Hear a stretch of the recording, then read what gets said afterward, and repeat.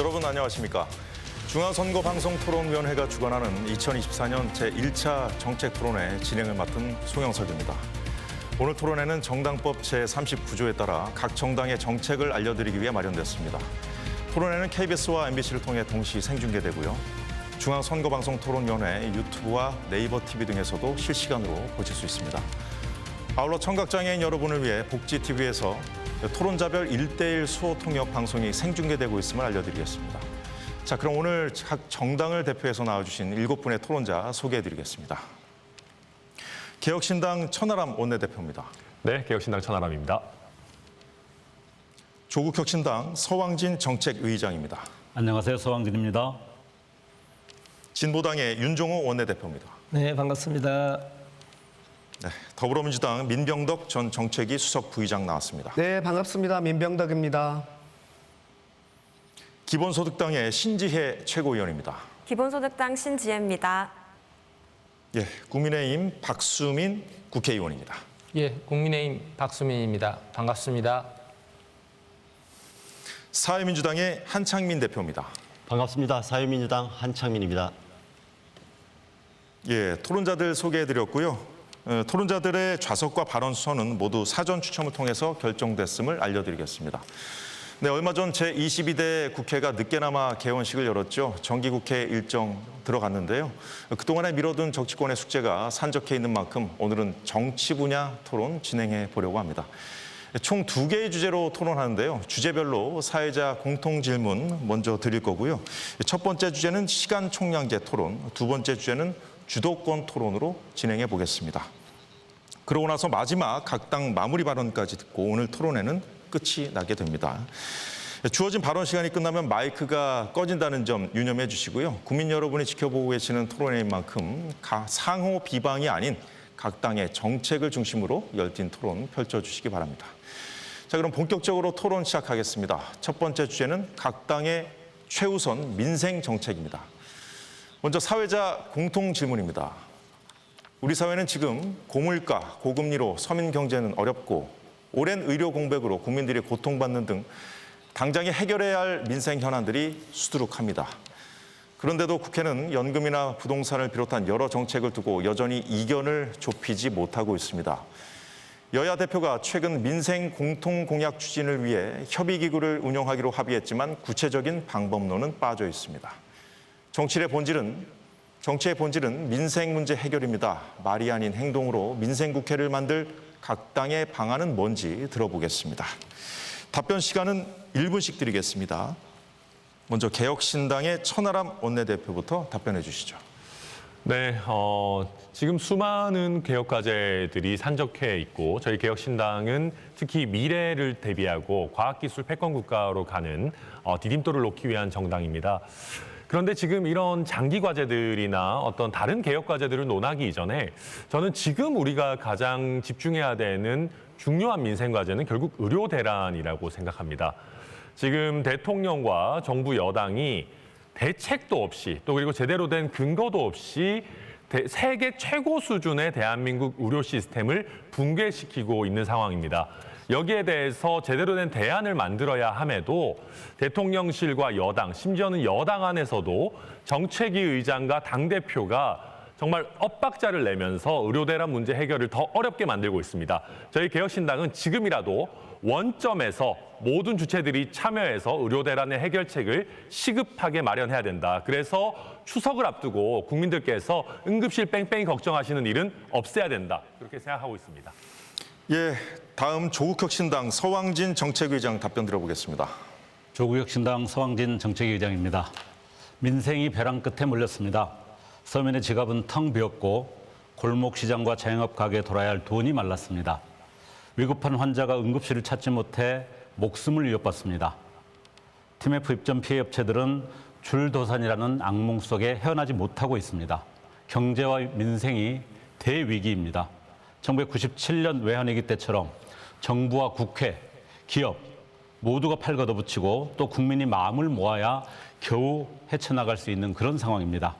무엇보다 정치가 각성해야 합니다.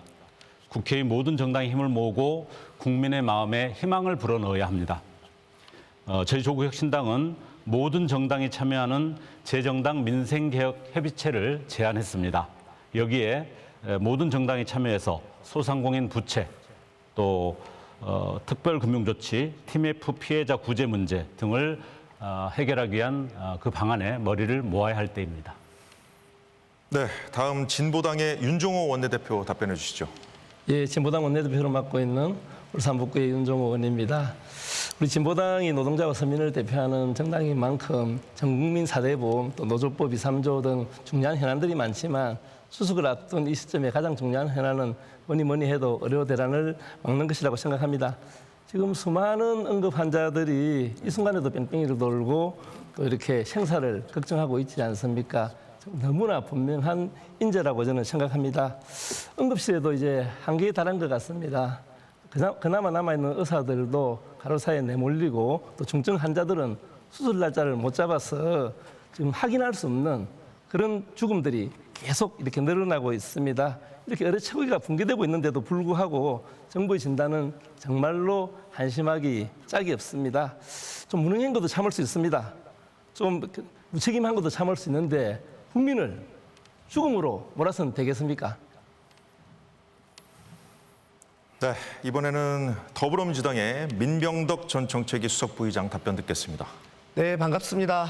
더불어민주당 전 정책위 수석부의장 민병덕입니다. 먼저 추석이 코앞인데요. 그 앞에 두고 민생 상황이 녹록치 않아서 죄송하다는 먼저 말씀을 드립니다. 나라의 세수는 펑크 났고 우리 경제 성장률은 이제 마이너스로 돌아선 상태입니다. 국민들의 민생고가 지극히 어렵다는 얘기입니다. 지금 대환과 토론이 필요할 때입니다. 지난 8월 말에 전세 사기 피해자 특별법과 같은 여야의 총선 공통 공약이 8건이 국회 본회의를 통과했습니다. 만나서 논의하면 이렇게 합의에 이를 수 있다는 것을 본 것입니다. 저희가 의료 대란 문제도 있고 그리고 많은 문제들이 있는데 이러한 문제들을 오늘 좋은 의견을 듣는 기회다라는 걸로 그리고 오해를 불식시킬 수 있는 기회다라는 열린 마음으로 토론에 임하겠다는 말씀을 드립니다. 고맙습니다. 예, 다음은 기본소득당 신지혜 최고위원 답변해 주시죠. 네, 기본소득당 최고위원 신지혜입니다. 얼마 전 윤석열 대통령이 국정브리핑을 했습니다. 역대급으로 경제가 좋아지고 있다며 자화자찬했던 거짓말 브리핑 때문에 국민들이 속 터진다며 울분을 토하고 있습니다. 단 한 번도 경험한 적 없는 3년 연속 실질 임금 하락, 이것이 국민이 체감하는 민생 위기입니다. 그런데 윤석열 정부는 현금 지급 정책을 절대로 펼치지 않겠다는 이념에만 사로잡혀서 야당이 선제적으로 제안한 민생회복지원금 지급도 거부했습니다. 민생 위기는 아랑곳하지 않고 딴 세상 사는 듯이 국민께 거짓을 호도하는 대통령의 임기 단축이 민생회복 지름길임이 분명합니다. 오늘 기본소득당은 민생회복을 위해서라도 전국민 25만 원 지원금 지급이 왜 중요한지, 윤 대통령이 이념에만 사로잡혀서 민생을 더 어렵게 하는 것이 무엇인지 정확하게 짚겠습니다. 예, 다음 국민의힘의 박수민 국회의원 답변 듣겠습니다. 예, 국민의힘 박수민입니다. 그동안 정말 물가가 문제였습니다. 이 고물가, 고금리 상황에서 우리들의 삶이 무게에 눌렸습니다. 다행히 아직 터널의 끝이 다 보이는 것은 아니지만 물가가 2%의 안정기조라는 희소식을 반짝 전해주었습니다. 저희는 바짝 긴장하고 있습니다. 여전히 물가가 우리 서민, 중산층 국민들의 삶을 핥히지 않도록 긴장의 끈을 놓지 않겠습니다. 그러나 동시에 물가로 인해서 내수가 좋지 않습니다.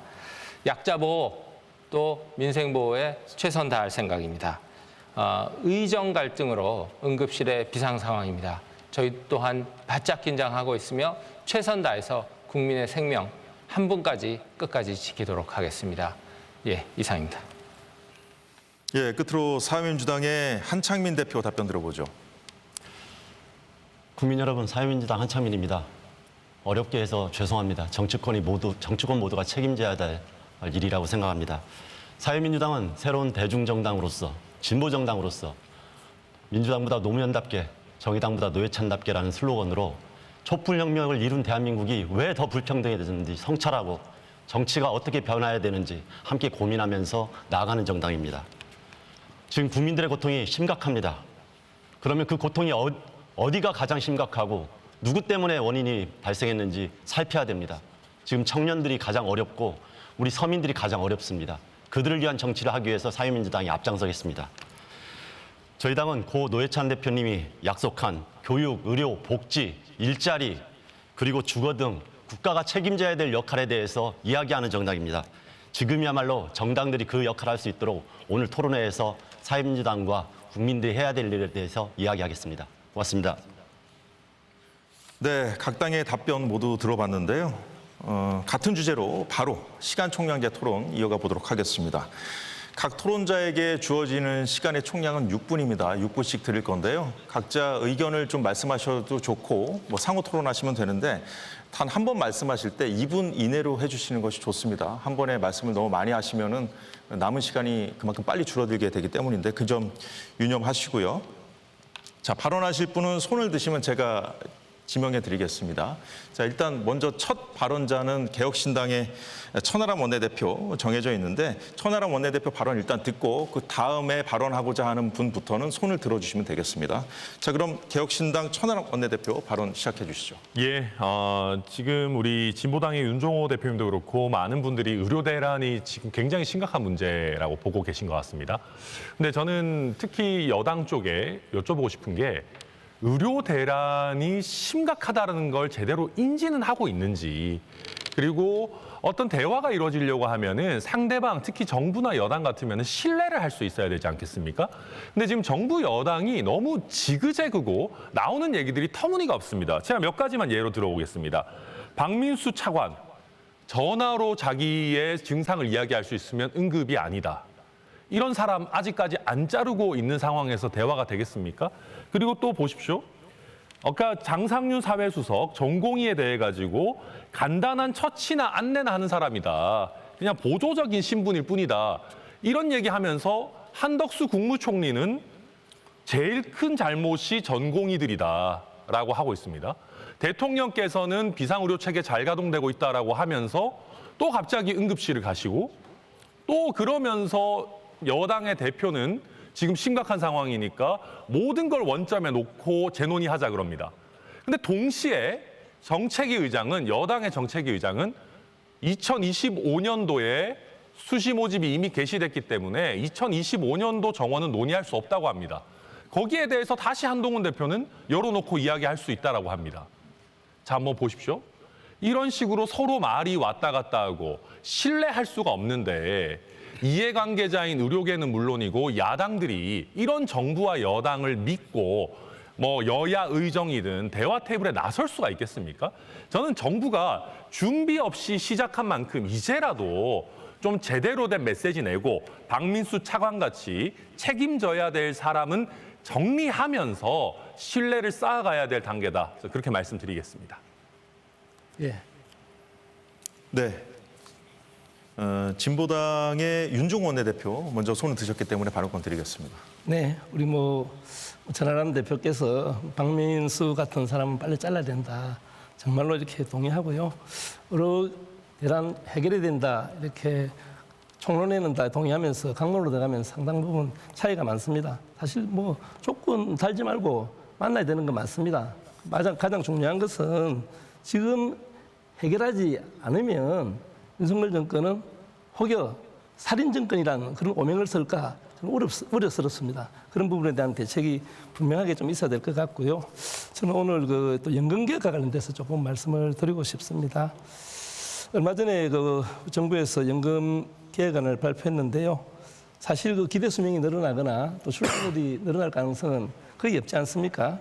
그런데 연금이 늘을 가능성이 거의 없는데도 불구하고 연금 자동 조정장치, 사실상은 자동 삭감장치라고 저는 생각합니다. 지금 전 국민들이 받는 평균 연금이 한 64만 원 정도밖에 되지 않는데요. 가뜩이나 용돈연금이다. 이런 지적들이 많습니다. 거기다가 또 세대별로 좀 차등으로 지금 적용을 한다고 합니다. 최저임금을 받고 있는 50대 요양보호사가 나이 들었다고 더 높은 보험료를 낸다. 이게 공정한가?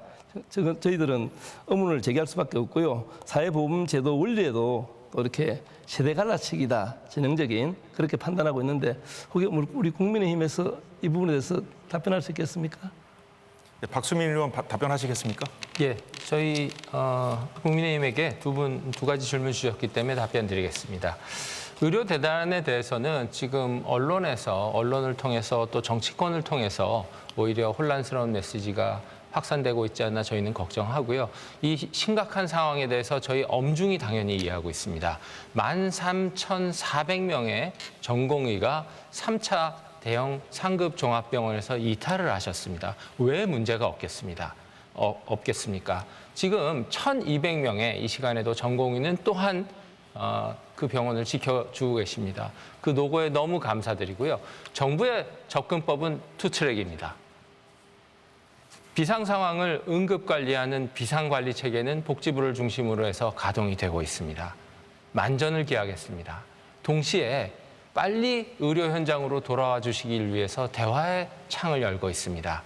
여야 의정 협의체를 열었습니다. 어떠한 조건 없이 만나서 대화할 것이고 어떠한 선입견 없이 만날 것입니다. 저희는 최선을 다하고 싶습니다. 저희의 일이 아니라 국민의 일이지 않습니까? 의사는 환자 곁에 계실 때 가장 빛난다고 믿고요. 여러 가지 불편하신 점 들어와서 토론해 주시면 됩니다. 동시에 슬기롭게 이 상황을 헤쳐나가야 합니다. 13,400명의 전공의가 이탈하셨기 때문에 그 내의 피로도, 병원 내의 피로도가 어떠하겠습니까? 저희 모두 슬기롭게 해야 되고 절제되지 않은 용어, 절제되지 않은 표현들이 오히려 의료 현장에 부담을 줄 수 있다는 점 당부드리고 싶습니다. 연금 개혁도 더 들어보죠. 예. 네, 연금 개혁에 대해서도 말씀드리겠습니다.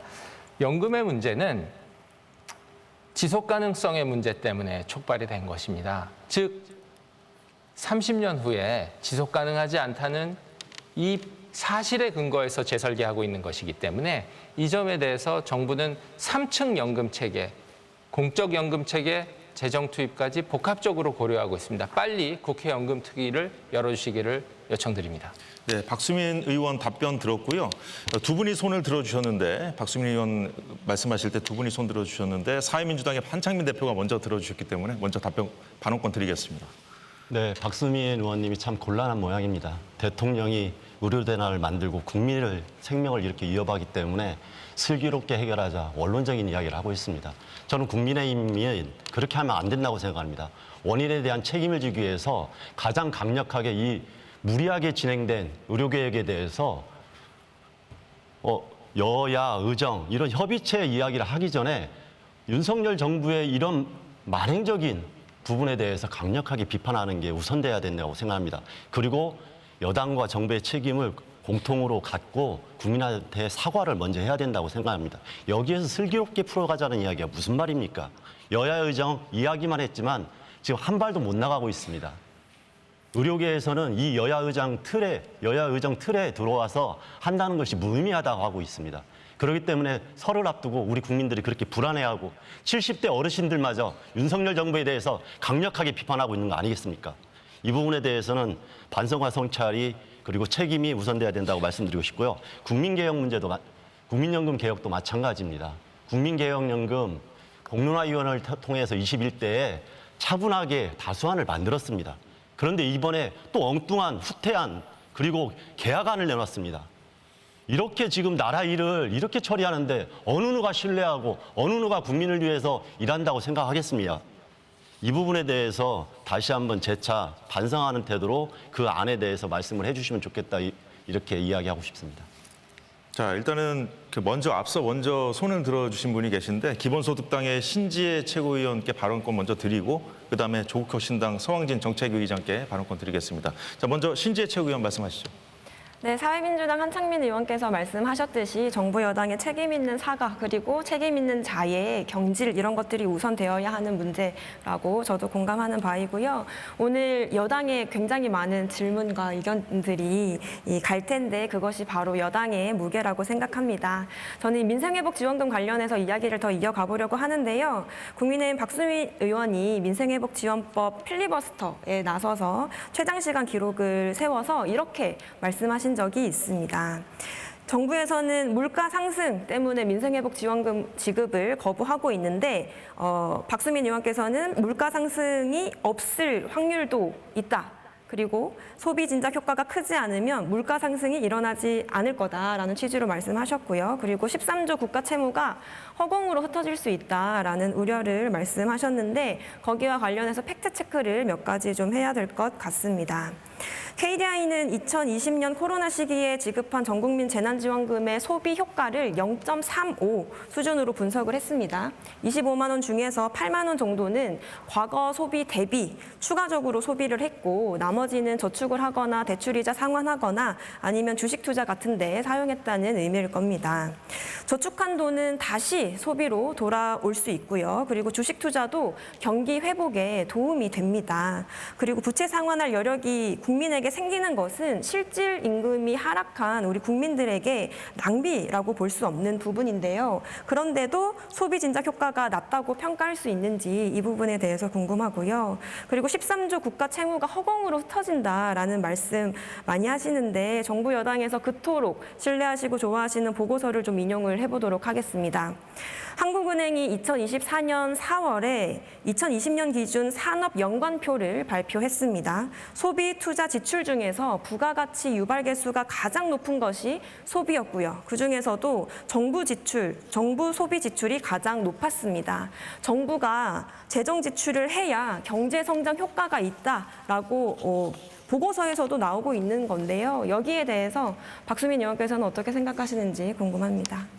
네, 일단 박수민 의원, 국민의힘 박수민 의원에게 질문이 집중되고 있는데 지금 하시겠습니까? 이따가 모아서 같이 하시겠습니까? 지금 연금하고 네. 예, 그 민생회복지원금은 지금 답변 드리겠습니다. 2개 정도씩 끊어서 예. 드리는 게 좋을 것 같은데. 하시죠. 네. 예, 민생회복지원금은 13조 원이기 때문에 총량적으로 물가를 자극하는 효과는 제한적이다 이런 말씀을 제가 드렸던 것이고요. 이게 소비 진작 효과가 한 20에서 30% 된다는 게 인용해 주신 보고서의 내용입니다. 그리고 정부 지출이 승수 효과가 크다는 거는 정부가 직접 재정사업, 토목사업들을 할 때까지 포함된 것이고 민간에게 25만 원을 전체를 뿌렸을 때는 13조 원의 효과는 한두 달에 반짝으로 사라집니다. 그리고 재정 지출은 항구적으로 다시 소득을 일으킬 수 있는 쪽으로 쓰는 것이 국민과 미래 세대를 위한 책임입니다. 저희 당은 그 입장을 견지드리고요. 연금 같은 경우는 21대 국회에서 형성된 안은 그게 지금 조금 13%로 지금보다 구해서 더 내지만 44%, 40에서 43%로 받는 부분이 늘어나기 때문에 미래 세대 고갈 부담은 더 커집니다. 8년 정도 연장될 뿐이고요. 8년 이후에는 더 큰 고갈이 있습니다. 해서 구조개혁과 함께하지 않으면 미래 세대, 국가를 위한 책임을 지지 않는 것이고 저희 당은 그것을 위해서 지금 빨리 연금특위 정부안이 나왔고요. 민주당이 원하시는 대로 요청하신 대로 정부안이 나왔으니 이제 연금특위 통해서 구조개혁을 복합 논의해야 합니다. 예, 연금 개혁에 관한 박수민 의원 답변 들었고요. 중간에 손들어 주신 분이 두 분 계셨는데 조국 혁신당 서왕진 정책위의장 발언 일단 듣고 그 다음에 민주당 민병덕 전 정책위 수석 부의장께 발언권 드리겠습니다. 자, 먼저 서왕진 정책위의장 말씀해 주시죠.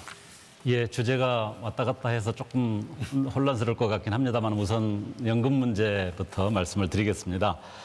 박수민 의원께서 정부가 지금 안을 내놓은 부분에 대해 설명을 주셨습니다마는 이번 정부안 발표의 가장 큰 문제점은 저는 지난 21대 국회에서 여야가 굉장히 많은 논의와 또 국민 공론화 작업 등을 통해서 사실상 매우 이렇게 합의선에 거의 도달했음에도 불구하고 윤석열 정부 행정부가 이 부분에 대해서 미온적인 태도를 보이면서 그때 합의를 완성하지 못하고 새로운 안을 정부가 들고 나온 점이 가장 문제라고 생각합니다.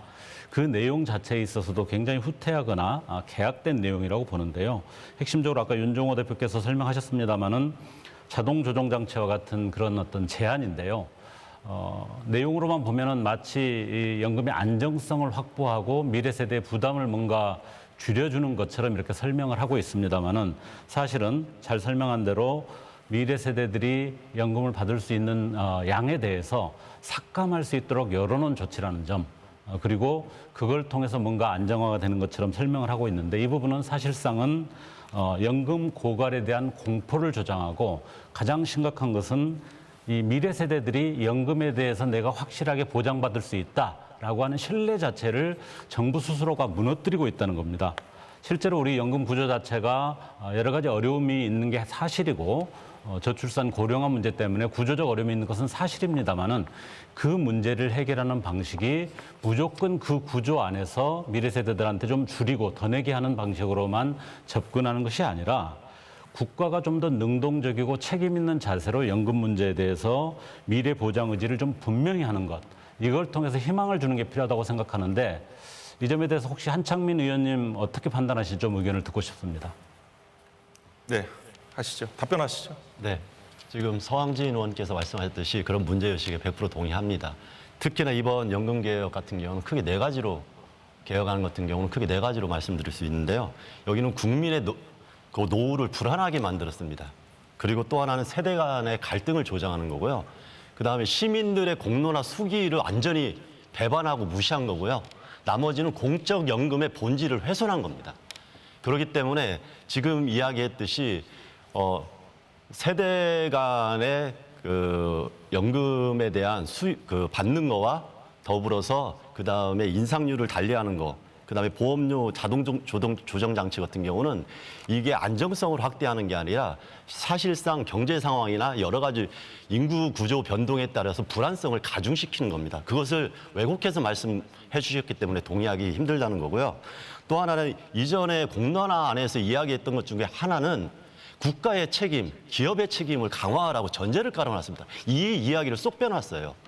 여기서 사전적으로 국가에서 공적 자금을 조금 더 투입하면서 안정성을 확보하고 노후 보장을 위한 이런 설계를 단단하게 하라는 게 전제가 돼 있었는데 그런 내용도 구체적으로 다 빠져 있기 때문에 심각한 개혁안이고 국민 기만안이다 이렇게 생각을 합니다. 예, 다음 발언권은 민주당의 민병덕 전 정책위 수석부의장께 드리겠습니다. 네, 앞서 여러 정책들에 대해서 논의가 있었는데요. 의료 대란과 관련해서는 여당의 시각이 아직도 대화 우리는 만날 용의가 있다. 이 정도 수준이라면 문제가 있다고 생각합니다. 그래서 여기에서 대화의 핵심은 신뢰이기 때문에 이런 의료 대란의 결과가 나온 거에 대해서 최종 책임자가 사과를 하고 그리고 실무 책임자들이 경질된 다음에 여야 의정 협의체가 만들어지면 모든 것을 열어놓고 얘기할 수 있다고 해야지 오지. 그러지 않고 그냥 변화의 여지가 없는 상태에서 만나자고 한다고 해서 오겠습니까? 그래서 이거는 그렇게 생각하고요. 민생회복지원금 관련해서는 이것을 복지정책이라고 생각을 하는 경향이 있는 것 같습니다.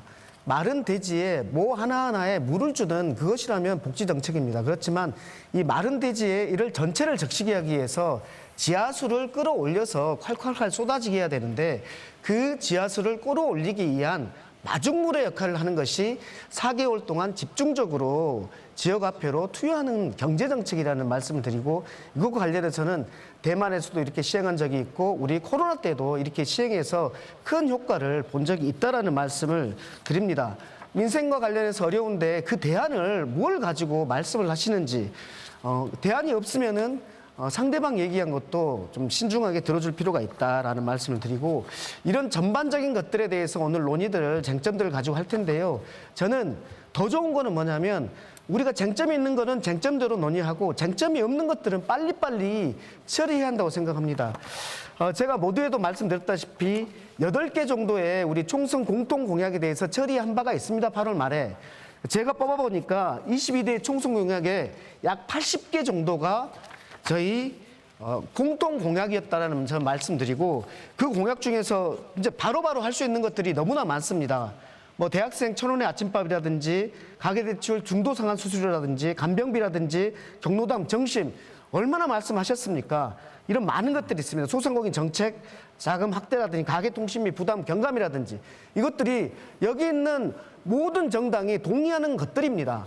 이것들에 대해서는 빨리 처리를 하는 게 좋지 않겠습니까? 그래서 공통공약 추진단을 만들어서 하되 여기에서 쟁점이 있는 것은 놔두고 쟁점 있는 걸 가지고 이걸 전체를 막아버리는 그런 우를 좀 범하지 말자는 얘기입니다. 공통공약 추진단을 만들어서 빨리 처리할 것들을 조속히 처리하자는 제안을 먼저 드립니다. 이상입니다. 예. 다음은 신지혜 최고위원께 발언권 드릴까요? 예. 네, 국민의힘 박수민 의원께서 민생회복지원금은 13조 규모의 반짝 효과만 있을 뿐이다라고 말씀하셨는데요. 네, 그 반짝 효과가 지금 필요한 시기라는 겁니다. 3년 연속 실질 임금이 하락하고 있는 것은 윤석열 정부가 들어선 이래에 국민들의 소득이 계속 하락하고 있다라는 것을 의미하거든요. 이런 반짝 효과들이 여러 개가 모여져야 경제 회복 마중물이 된다라는 말씀드리고 싶고요. 기획재정부 산하 국책연구기관인 한국조세재정연구원에서도 코로나 당시에 정부의 확장 재정 정책이 경제 회복에 긍정적 영향을 미쳤다라고 보고서를 이미 냈습니다. 윤석열 정부가 언제나 전 정부가 방만 재정해서 긴축 재정해야 된다라는 이야기를 주장하시지만 정반대의 결론이 연구 결과로 나온 셈이고요. 윤석열 대통령이 국정브리핑에서 우리 수출 지표가 너무 좋아지고 있고 심지어 일본보다 높다면서 마구 자랑할 때 국민들이 답답했었던 부분이 바로 그 부분입니다. 대기업 감세해주고 수출 지표가 늘어나면 살림살이 나아질 거라고 이야기하지만 윤석열 정부가 아무리 그렇게 이야기해도 국민들은 그것이 거짓말이다라는 것을 체감하고 있기 때문인데요. 이제는 수출에만 매달릴 때가 아니라 내수 진작을 해야 경제도 성장한다는 것이 지금 바뀌어가고 있는 대한민국 경제의 현실입니다. 내수 진작할 다른 책임 있는 대책이 없으시다면 그리고 내수 진작할 그 반짝 효과가 지금 너무나 절실하다면 민생회복지원금 지급하는 것에 정부 여당이 적극적으로 협조하셔야 된다고 말씀드리고 싶고요. 그리고 다시 소비할 수 있게 하는 정책 말씀하시는데 약자 보호, 민생 보호를 위해서 어떤 대안이 있는지도 분명하게 말씀하셔야 됩니다. 네. 다음 발언권은 조국혁신당의 서왕진 정책위의장께 드리겠습니다. 네, 의료 대란 문제나 국민연금만큼이나 또 서민들의 생활과 밀접하게 연결돼 있고 중요한 온라인 플랫폼 문제를 좀 이야기를 해보고 싶습니다. TMF 사태 참 많은 충격을 주었는데요. 현재 입점업체 또 상품 구매 소비자들에게 상당한 고통을 계속 안기고 있습니다. 플랫폼 기업의 무리한 인수합병 또 부실 경영 이게 원인이 된 것 같은데요. 1조 3천억 규모의 입점업체 판매 대금 자체가 중간에 사라졌습니다.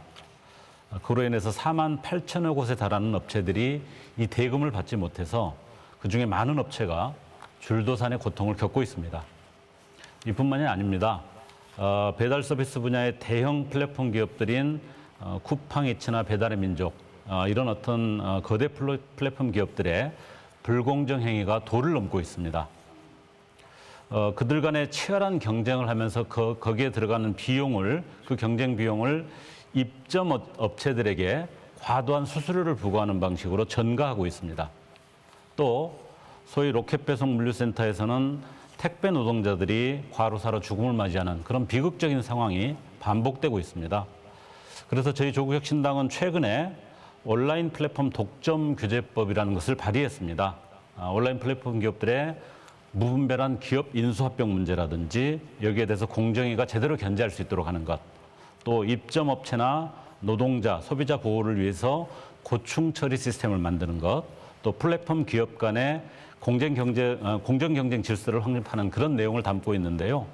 저희는 이것이 가장 시급한 민생 과제 중에 하나라고 생각하고 있습니다. 그런데 또 윤석열 정부에서는 이 온라인 플랫폼 기업에 대해서 자율규제 원칙을 강조를 하고 있고요. 또 기업들이 이미 비웃고 있는 상생협의체라는 그런 방식으로 문제를 풀겠다 이렇게 하고 있습니다. 박민수 의원님께 여쭙겠습니다. TMF 입점업체들의 줄도산 문제가 굉장히 심각한데요. 제가 용산에 가서 그분들을 직접 만났는데 젊은 이 대표들께서 평생 전화요금 한 번 연체한 적이 없는데 자신들의 잘못이 아닌 이유로 지금 도산의 위기를 맞이했다. 이렇게 눈물을 흘리는 모습을 봤습니다. 이 줄도산을 막을 수 있는 획기적인 대책을 정부 여당이 좀 준비하고 있는 게 있는지 여쭙고요. 또한 저희가 발의한 온라인 플랫폼 독점 규제법이라는 걸 통해서 이런 문제를 좀 더 근본적으로 개선할 수 있는 방안 이런 것도 필요하다고 보는데 여기에 대해서 어떤 판단이신지 의견을 여쭙겠습니다. 예, 국민의힘 박수민 의원께 질문하셨는데 답변 지금 하시겠습니까? 예, 짧게 하겠습니다. 네, 하시죠. 예, 그 조국혁신당 우리 민병덕 의원님이 주신 의견에 대해서는 전적으로 공감합니다. 이커머스 생태계가 준비되지 않은 상태에서 급행창을 했고 이제 이것을 저희가 선순환 생태계로 만들어야 합니다. 정부 여당은 저희 긴밀히 분석하고 대응할 예정이고요. 독점 등등에 대해서도 공정거래법을 동원해서 저희가 철저히 볼 생각입니다. 이어서 제가 민주당 민병덕 의원님께 질문을 하나 좀 드리고 싶습니다. 뭐 단순한 사실이라서 이게 질문이 잘 안 돼도 답변이 안 돼도 되는데요. 문재인 정부 5년 동안 기초생활보장 생계급여 월 인상폭이 얼마인지 혹시 알고 계시는지요? 제가 알고 있으니까요. 말씀 주시죠. 예, 19만 5천 원입니다. 예, 그리고 윤석열 정부 3년 동안 인상한 금액은 41만 5천 원입니다. 약자 복지에 윤석열 정부는 최선을 다하고 있습니다. 소상공인 자영업자를 위한 새 출발 기금을 30조 원, 40조 원으로 늘리고 있습니다. 그리고 25조 원의 소상공인 대책을 하고 있습니다. 민병덕 의원님께 다시 질문드리고 싶습니다. 25만 원, 13조 원 상품권 살포 정책이 정말로 경기를 살리고 민생을 구할 것이라고 믿으시는지요? 바로 답변하시겠습니까? 다른 것과 같이 제 발언 시간 때 답변을 드리겠습니다. 네, 알겠습니다. 자, 그럼 다음 발언권은 손 드신 기본소득당의 신지혜 최고위원 하시죠. 네, 민생회복지원금 관련해서 더 말씀드릴게요. 지금 박수민 의원께서 기초생활보장제도의 생계급여 말씀하셨는데요. 그 생계급여 찔끔 올린 걸로 약자에게 두텁게 지원하고 있다라고 말씀하시면 거짓말입니다. 생계급여 계산하는 수식이 있어요. 그런데 감세로 재정이 부족하니까 이 수식에 꼼수를 부려서 물가 상승한 만큼도 반영하지 않았는데도 생색만 엄청 내고 있다라는 말씀 드리고 싶고요. 약자에게 두텁게 복지하겠다 라고 이야기하는 정부가 어떻게 5년 동안 81조 감세하겠다고 이야기를 합니까? 생계급여처럼 현금 지급하지 않더라도 이 정부의 재정이 지원돼야 지자체에서 약자 대상 사회복지 서비스가 전달될 수 있는데요. 대기업이나 부자에게 잔뜩 감세를 해주니까 지자체로 갈 재원이 줄어서 약자 복지가 오히려 약해지고 있는 것이 현실입니다. 올해 정부가 사회서비스원 자치단체 경상보조금 148억 원 삭감을 해서 서울시는 아예 사회서비스원을 폐지했고요. 노인, 장애인, 어린이 돌봄 공백을 일으킨 것이 바로 정부라고 볼 수 있습니다. 행정안전부는 2024년 지자체 예상 적자를 18조 원이 넘을 거라고 지금 이미 예상하고 있는데요. 지자체가 전달할 복지 서비스가 그만큼 위협받고 있다라는 말씀 드리고 싶고요. 약자에게 두텁게 하겠다. 정말 듣기는 좋지만 정부가 한 번도 시행한 적이 없는 지키지도 못할 약속이라는 점을 지적합니다. 네, 지금 남아있는 시간들을 쭉 보니까 진보당의 윤종호 원내대표가 가장 많이 남아있는데 발언권 쓰시겠습니까? 예, 뭐 오늘 그 토론이 또 어떤 주제에 집중하지 않다 보니까 막 좀 혼란스러워서 조금 보는 시청자들이 좀 재미가 없을 것 같습니다. 근데 아까 조금 논란이 되었던 연금 문제를 조금 짚고 다른 부분을 이야기를 하도록 하겠습니다. 일단 뭐 현재 9%에서 우리 보험료율을 13%까지 올린다고 했는데요. 실제적으로 이렇게 국고 투입과 관련된 논의가 전혀 없습니다. 지금 그 세계적으로는 우리 뭐 프랑스, 일본, 독일 이런 나라들이 대부분 한 23%에서 24%, OECD 평균은 한 18% 이상 되는데 대한민국은 한 9.4% 정도밖에 되지 않거든요. 그것도 이렇게 공무원 연금이나 군인 연금들이 다 포함되는 금액이라서 그런 국고 투입에 대한 대책 없이 무조건적으로 요율만 올리는 것은 상당 부분 문제가 있다는 지적을 드리고요. 그리고 우리 택배 노동자나 라이더 같이 이렇게 특수고용 노동자들 이런 부분들은 보험료 전체를 개인이 부담합니다. 되게 부담스러운 금액인데요. 이런 부분들을 좀 이렇게 사업주나 또는 정부가 좀 절반 정도는 그 책임지는 그런 대책도 좀 필요하다는 말씀을 좀 드리도록 하겠습니다. 그와 아울러서 아까 민생 이야기하고 회복지원금 이야기하는데 그중에서 가장 중요한 민생 부분은 뭐니 해도 우리 노동자들의 삶을 지키는 거라고 생각합니다. 그래서 우리 진짜 민생 법안인 우리 노조법 2, 3조와 관련돼서 말씀을 좀 드리고자 하는데요.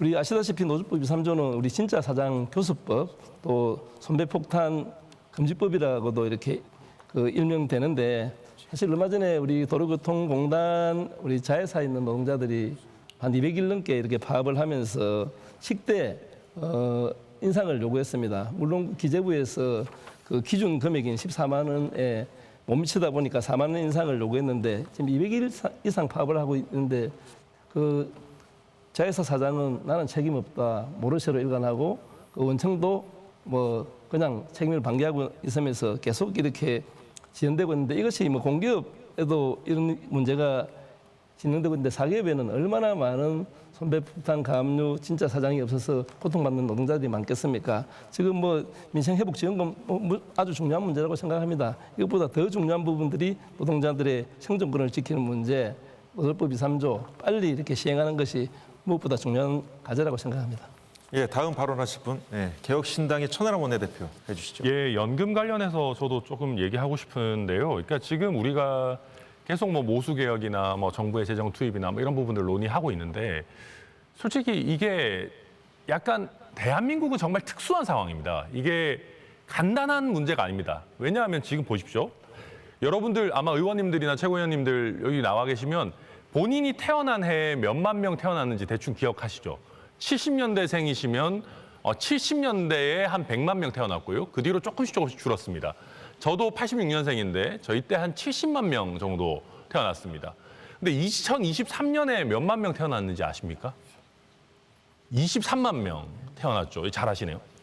자, 그러면 이런 식으로 이게 계단식도 아니고 정말 뚝뚝 떨어지는데 미래 세대가 그 기성 세대를 연금을 정말 내서 부담해가지고 계속 가는 시스템이라는 게 지금 이 정도로 인구가 쭉쭉 줄어들면은 사실 거의 불가능에 가깝습니다. 그래서 지난번에 공론화위원회에서 채택한 안을 가지고 해보니까 저희 아들이 2016년생 초등학교 2학년인데요.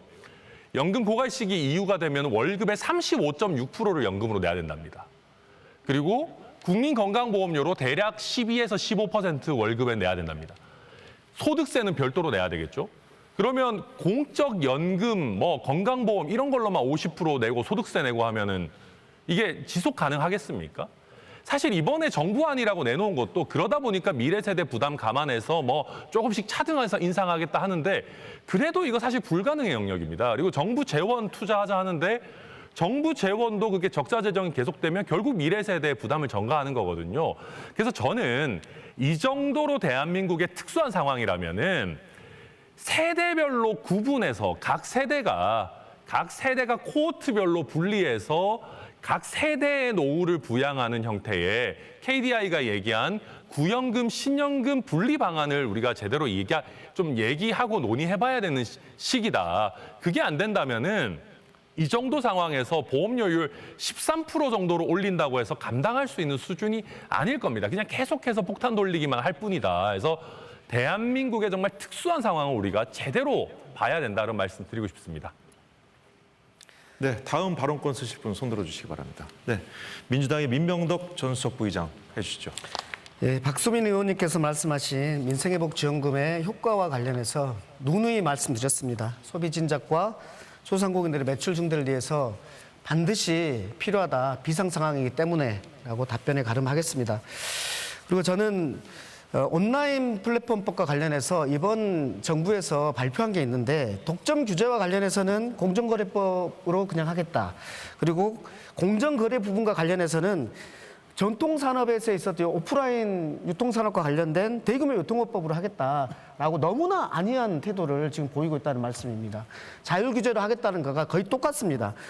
독점 규제를 가지고 공정거래법 하겠다고 하면서도 그것도 그 기업들에 대해서는 사후 지정하겠다고 합니다.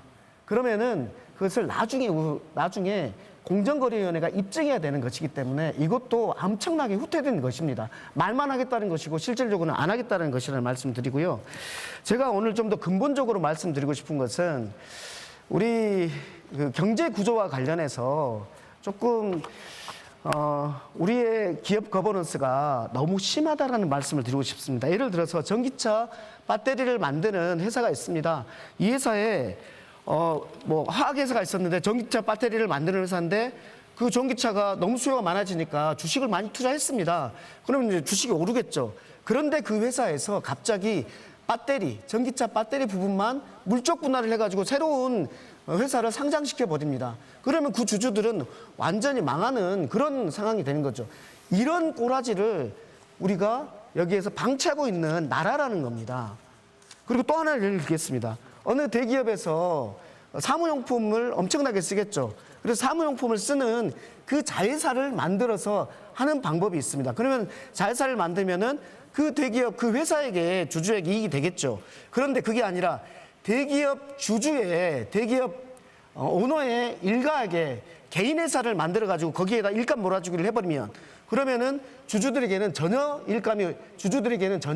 이익이 오지 않고 뿐만 아니라 그 분야의 중소기업들은 다 망하는 꼴이 되는 겁니다. 이런 기업 거버넌스를 해소를 해야지 근본적인 민생들이 되살아난다는 말씀드리고 그것을 위해서 이 사회가 회사를 위해서만이 아니라 주주를 위해서도 해야 된다라는 상법 개정 이것이 저는 기업 거버넌스를 위해서 반드시 필요하다고 주장하는데 우리 박수민 의원님께서는 어떠신지 궁금합니다. 예, 박수민 의원께 또 질문을 주셨는데 답변 지금 하시겠습니까? 네, 짧게 하겠습니다. 예, 하시죠. 예, 말씀 주신 소액주주 보호와 이 공정거래 룰을 세팅하는 이 부분에 대해서는 저희 다양한 논의가 있습니다. 그리고 근본 TMF 사태에 버금가는 이런 상황이 재발되지 않도록 저희가 철저히 입법 준비 중이라는 말씀 가름드리고요. 요거 간단히. 예. 그럼 다음 발언권은 시간이 지금 가장 많이 남아 있는 분이 이제 사회민주당의 한창민 대표인데 하시겠습니까? 네. 네. 먼저 천하람 의원께서 말씀하셨던 이 연금 문제에 대해서 짧게 의견을 드리고요. 그다음에 민병덕 의원님이 이야기한 온라인 플랫폼 관련한 것 이야기를 하겠습니다. 연금 고갈 어떤 방식으로도 해결하기 쉽지 않습니다.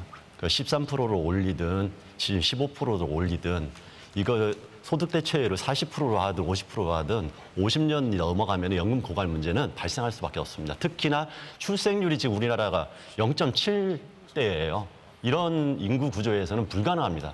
그래서 오히려 단순하게 국민들이 세대 간 얼마를 내냐 이런 문제로 접근하면 안 된다고 생각합니다. 국가의 책임과 재정 계획이 바로 서야 된다고 생각을 하고요. 그런 부분에서 저는 지금의 연금 문제는 지난번에 21대에서 이야기했던 공론화위원회의 안을 시작으로 다시 한번 재설계를 하는 것은 반드시 필요하다고 보고 여기에서 빠져있는 국가와 기업의 책임에 대해서 다시 이야기를 해야 된다고 생각합니다. 그런 부분에서 저는 하나를 더 덧붙이고 싶으면 이제야말로 정말 세금혁명이 필요합니다.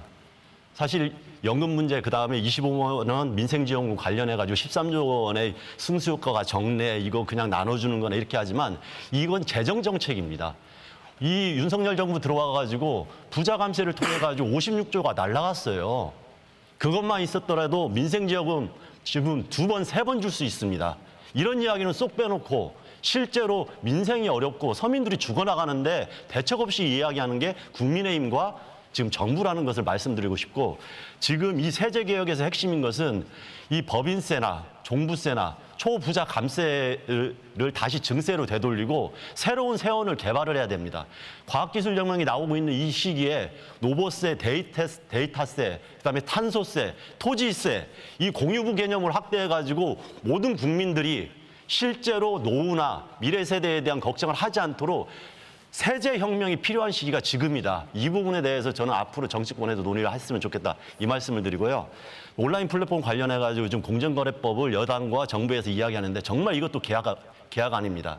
독점에 대한 사후 추정 제도도 문제고요. 실질적으로 이런 식으로 하면 쿠팡이나 배민도 빠져나갈 수 있게 만들어놨어요. 이거 자유규제 없애야 되고요. 실제로 온라인 독점은 오프라인 독점보다 훨씬 더 엄중하게 설계를 해야 되고 온라인 플랫폼법 관련해서 재개정을 통해 가지고 지금 TMF 사태 예방을 다시 한번 해야 되는 것을 또 정치권에 주문을 드립니다.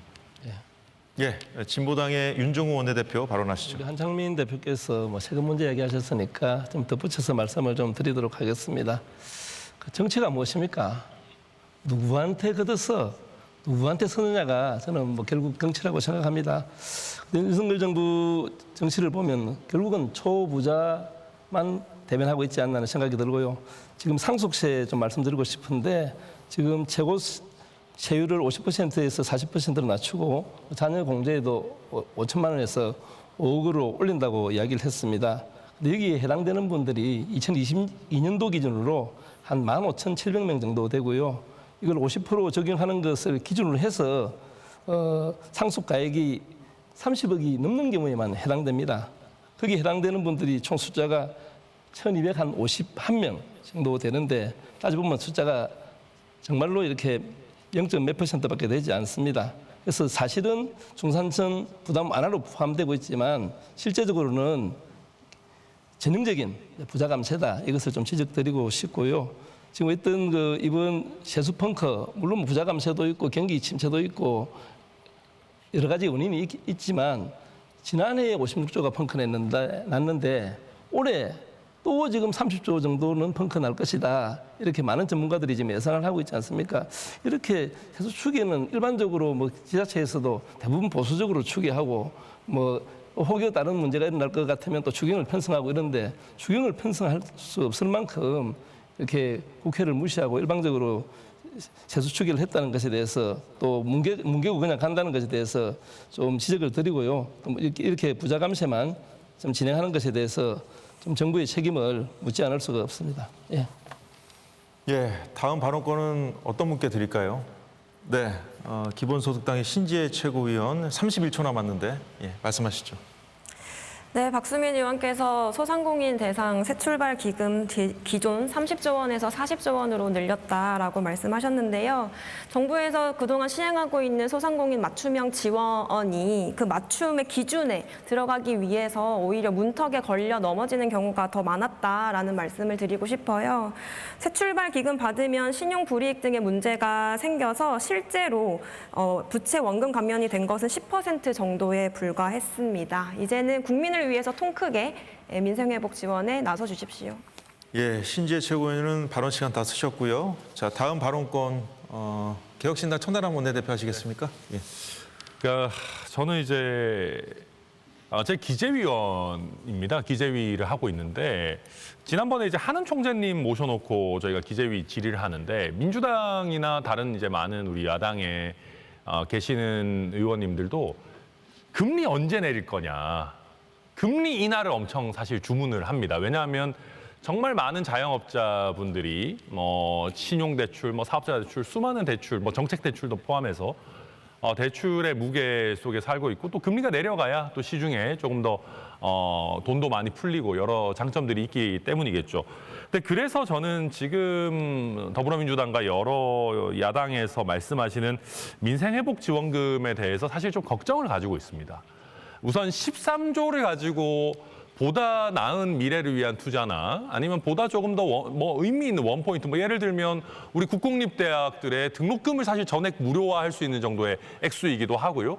아니면 국민연금 재원에 부족한 부분 넣어서 국가의 역할을 좀 더 할 수도 있을 겁니다. 요즘 국민연금 수익률도 좋으니까요. 여러 가지 쓸 수 있는 돈인데 특히 제가 아까 말씀드렸던 금리와 관련해서 좀 걱정되는 지점은 지금 물가가 굉장히 안 잡히고 치솟고 하다가 그나마 요즘 조금 진정되는 추세입니다. 이런 추세에 이것이 지역화폐든 현금이든 시중에 돈이 13조 원이 풀리게 됐을 때 물가를 자극해서 금리 인하가 가능한 시기를 오히려 뒤로 늦추게 되면 그게 우리 수많은 자영업자와 국민들에게 더 큰 고통을 드리는 게 아닌가 하는 걱정이 됩니다.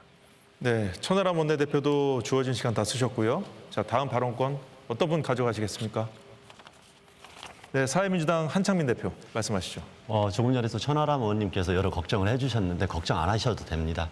그리고 사실 이 부분은 재정 정책의 일환으로서 이야기하는 것을 어떨 때는 이게 복지 담론처럼 왜곡하는 부분도 있어요. 다른 국민의힘이나 이런 데서는. 그래서 선별복지 이야기를 거기에 꺼내기도 하는데 그러면 안 된다고 생각하고요. 이 13조의 승수 유발 효과나 긴급하게 투여하는 긴급 자금이라고 생각해 주시는 게 좋겠다. 이렇게 저는 마지막으로 강조하고 싶습니다.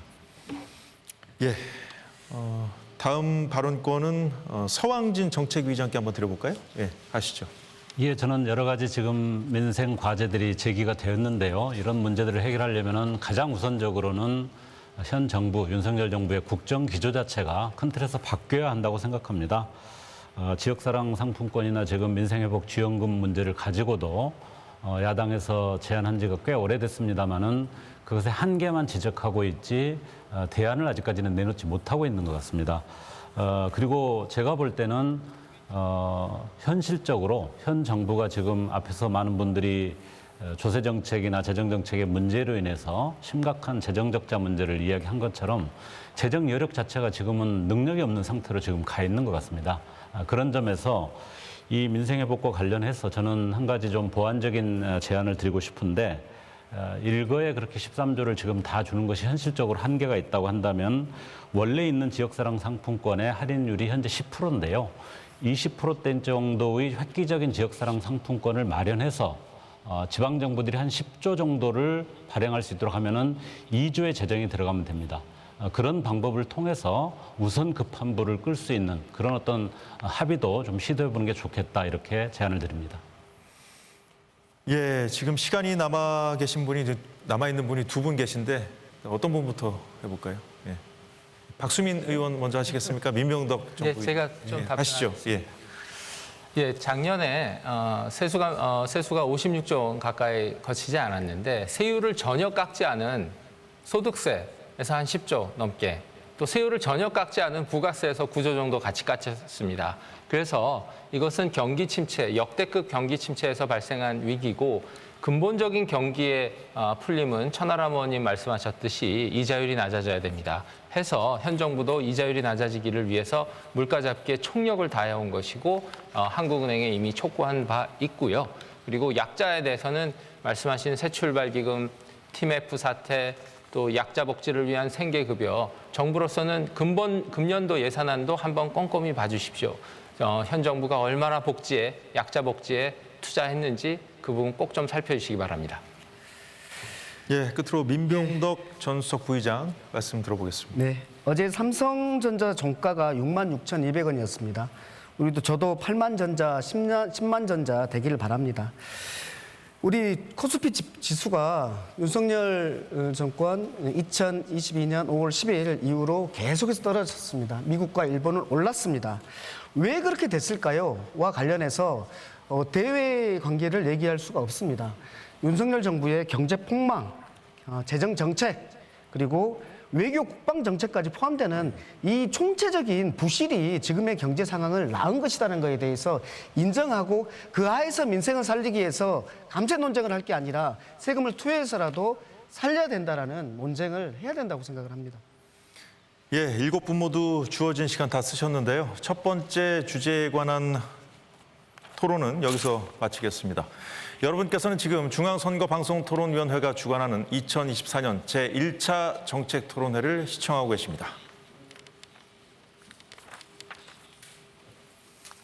네, 바로 두 번째 토론 이어가도록 하겠습니다. 두 번째 토론 주제는 제22대 국회 협치를 통한 정상화 방안입니다. 사회자 공통질문 먼저 나갑니다. 이번에는 사회자 공통질문 이후에 주도권 토론으로 진행하는데요. 먼저 공통질문부터 드리도록 하겠습니다. 자, 22대 국회는 첫 본회의부터 협치가 실종된 채 반쪽으로 출발했습니다. 그 이후에도 야당 주도의 법안 단독 처리, 대통령 제2요구권 행사, 국회 재표결과 법안 폐기라는 악순환을 반복해 왔습니다. 여야 간의 최소한의 상호 존중마저 무너졌다는 지적도 나오고 있습니다. 모두가 협치 복원을 외치고는 있지만 현실은 여전히 갈등과 대결입니다. 22대 국회가 이대로 계속 간다면 피해는 오롯이 국민의 몫이 될 겁니다. 각 당이 고민해온 협치를 통한 국회 정상화 방안을 말씀해 주시길 바랍니다. 답변 시간 1분씩 드릴 건데요. 이번에는 조국혁신당의 서왕진 정책위의장 답변부터 들어보겠습니다. 네, 우선 저는 협치를 통한 정상화라는 문제를 국회로 국한해서는 답을 찾기 어렵다, 우선 이렇게 생각합니다. 협치를 통한 국회 정상화 이전에 국가 정상화를 논의해야 합니다.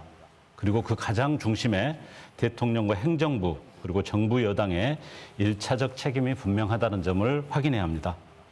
대통령의 국정 운영 방식이 획기적으로 바뀌지 않으면 근본적 한계가 있다고 생각합니다. 그럼에도 불구하고 국회가 노력하고 시대해야 될 과제 또한 엄연히 있습니다.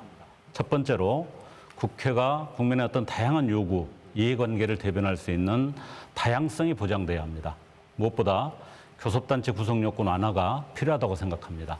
두 번째로는 가능한 영역에서 국회가 함께 협치의 성공 모델을 만드는 노력을 기울여야 합니다.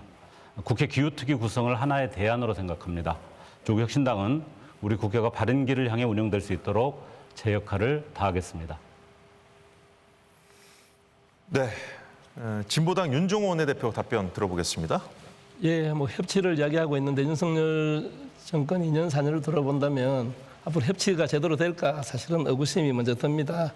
대통령의 가장 기본적인 덕목은 국민 통합이라고 생각합니다.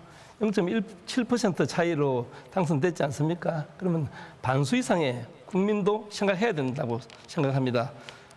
그동안 2년 동안 뭐 제대로 갈라치고 또 이렇게 이념으로 갈라치고 뭐 김포를 서울로 편입시킨다면서 국토로 갈라치고 또 최근에는 또 역사로 갈라치면서 계속 이렇게 국민들을 분열시키고 있습니다. 선거를 통해서 국정기조를 바꿔라 이런 국민들의 심판이 있었는데도 불구하고 꿈쩍도 하지 않고 21번이나 이렇게 거부권을 행사했습니다. 우리 국민의힘도 무조건 대통령 편만 들 것이 아니라 제대로 직언을 하고 해야 할 그런 책무가 있다고 생각합니다. 협치의 가장 중요한 지름길은 국정기조를 바꾸는 것이다.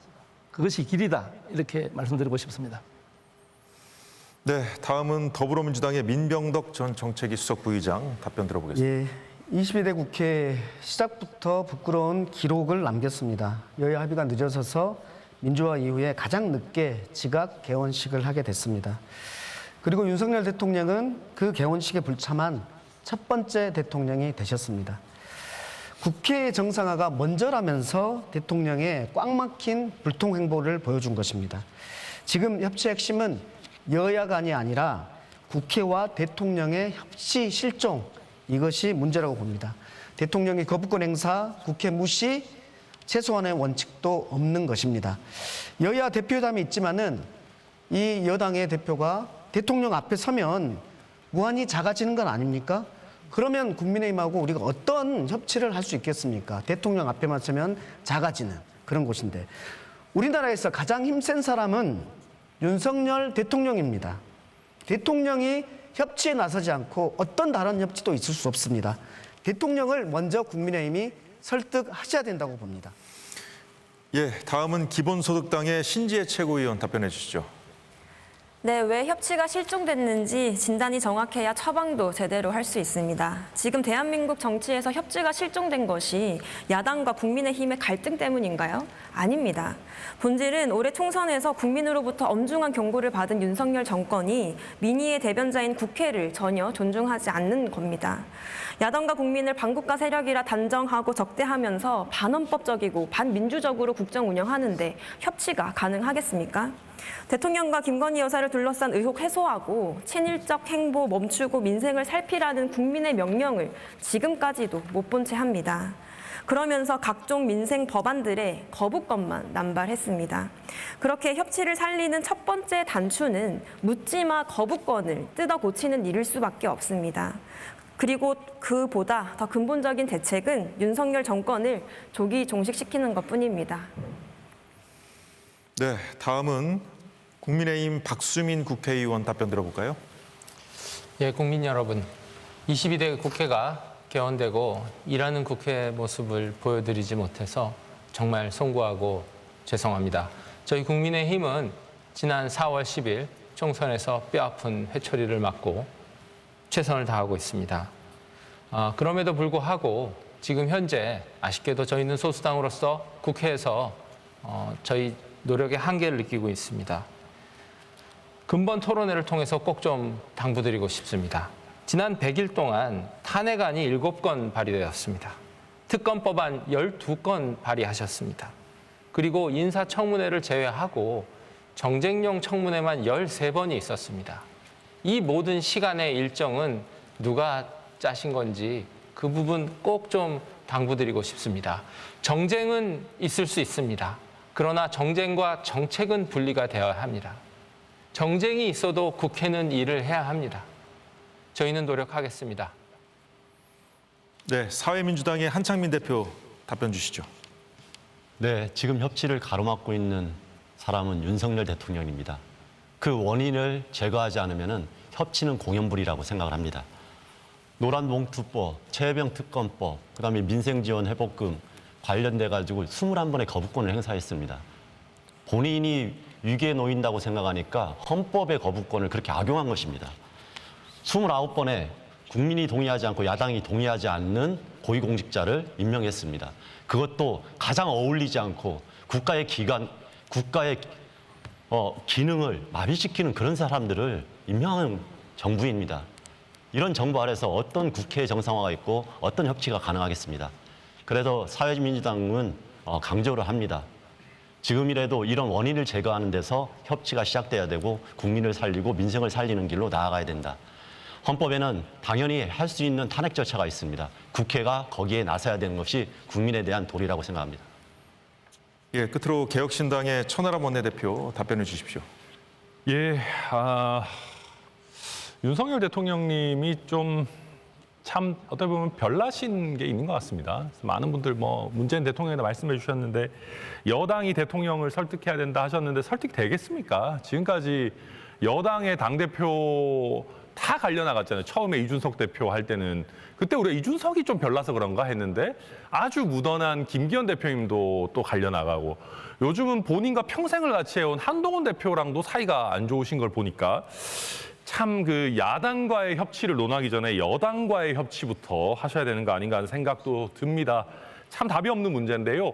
그럼에도 불구하고 대통령께서 이번에 총선에서 국민들의 회초리 수준이 아니라 몽둥이를 맞으셨으면 내려놔야 됩니다. 정말로 야당과 협력을 해서 거국 내각을 구성하든 아니면 정말 궁극의 희생이라고 할 수 있는 임기 단축이라도 고려해야 됩니다. 그래서 4년 중임제 개헌 필요한 시점 아닌가 그렇게 보고 있습니다. 네, 각 당이 생각하고 있는 협치와 국회 정상화 방안에 대해 들어봤습니다. 곧바로 주도권 토론 이어가겠습니다. 순서가 주도권 토론은 정해져 있는데요. 주도권을 가진 토론자가 상대 토론자를 지명해서 질문하고 답변하는 방식으로 진행하도록 하겠습니다. 7분께 각 6분의 주도권 시간을 드리는데 주도권자는 마찬가지로 앞서 토론과 마찬가지로 한 번 발언할 때 가급적 2분 이내로 해주시길 당부드리고요. 반드시 2명 이상에게 질문하고 답변 시간은 최소 40초 보장해 주셔야 됩니다. 이 규칙이 제대로 지켜지지 않으면 사회자가 개입할 수 있다는 점 알려드리면서 지금부터 주도권 토론 시작하도록 하겠습니다. 네, 주도권 토론은 조국혁신당 서왕진 정책위의장부터 시작하도록 하겠습니다. 예, 국회 협치의 정상화 이전에 국가의 정상화가 필요하다. 그걸 위해서는 윤석열 대통령을 포함한 윤석열 정부의 국정 기조가 크게 전환되지 않고서는 안 된다. 아주 공통된 의견인 것 같습니다. 저는 사실은 천하람 의원께 여기에 대해서 윤 대통령이 좀 변화의 여지가 있을 건지 좀 아실 것 같아서 여쭤보려고 그랬는데 이미 답을 주신 것 같습니다. 저희 조국혁신당도 윤 대통령이 스스로 그 부분을 전환시켜서 새로운 단계로 가는 것은 불가능하다고 보고 빠른 시간 안에 뭔가 국면 전환, 즉 탄핵이라든지 또는 스스로의 어떤 자진 하차 이런 등의 어떤 선택이 꼭 필요하다고 생각을 하고 있습니다. 그럼에도 불구하고 국회 차원에서 또 노력할 부분들이 있기 때문에 제가 앞에서 말씀드린 2가지 과제에 대해서 먼저 말씀을 좀 드리고 싶습니다. 첫 번째로 국회의 다양성을 보장해야 된다는 점, 그것은 지금 현재 보여지고 있는 거대 양당의 극심한 진영 갈등을 완화한다는 차원, 또 국민들의 어떤 관심과 이해관계를 제대로 대변한다는 점에서 꼭 필요하다고 보는데요. 22대 국회 협치를 통한 정상화 방안의 핵심 중에 하나를 그래서 저희는 교섭단체 요건 완화라고 생각하고 있습니다. 교섭단체가 많아진다면 양당의 어떤 첨예한 대립과 갈등에서 그걸로 인해서 국회가 공전하는 문제, 이거를 좀 해소할 수 있다고 보는데요. 우선 박수민 의원님, 이 교섭단체 완화와 관련해서 국민의힘은 어떤 입장이신지 좀 말씀 부탁드리겠습니다. 예, 저희는 지금 그동안 쌓아온 국회에서 민주화 시대부터 저희가 쌓아온 전통과 이런 운영들이 지금 많이 흐트러져 있기 때문에 지금 이런 것들을 정상화하는 거 이것이 우선이고요. 교섭단체 이 부분은 글쎄요 나중에 이제 저희가 다시 선거가 다가올 때라든지 정치개혁을 크게 논의하면서 할 부분이지 지금 이것만 콕 집어서 얘기하는 것은 우선순위가 아니라고 생각합니다.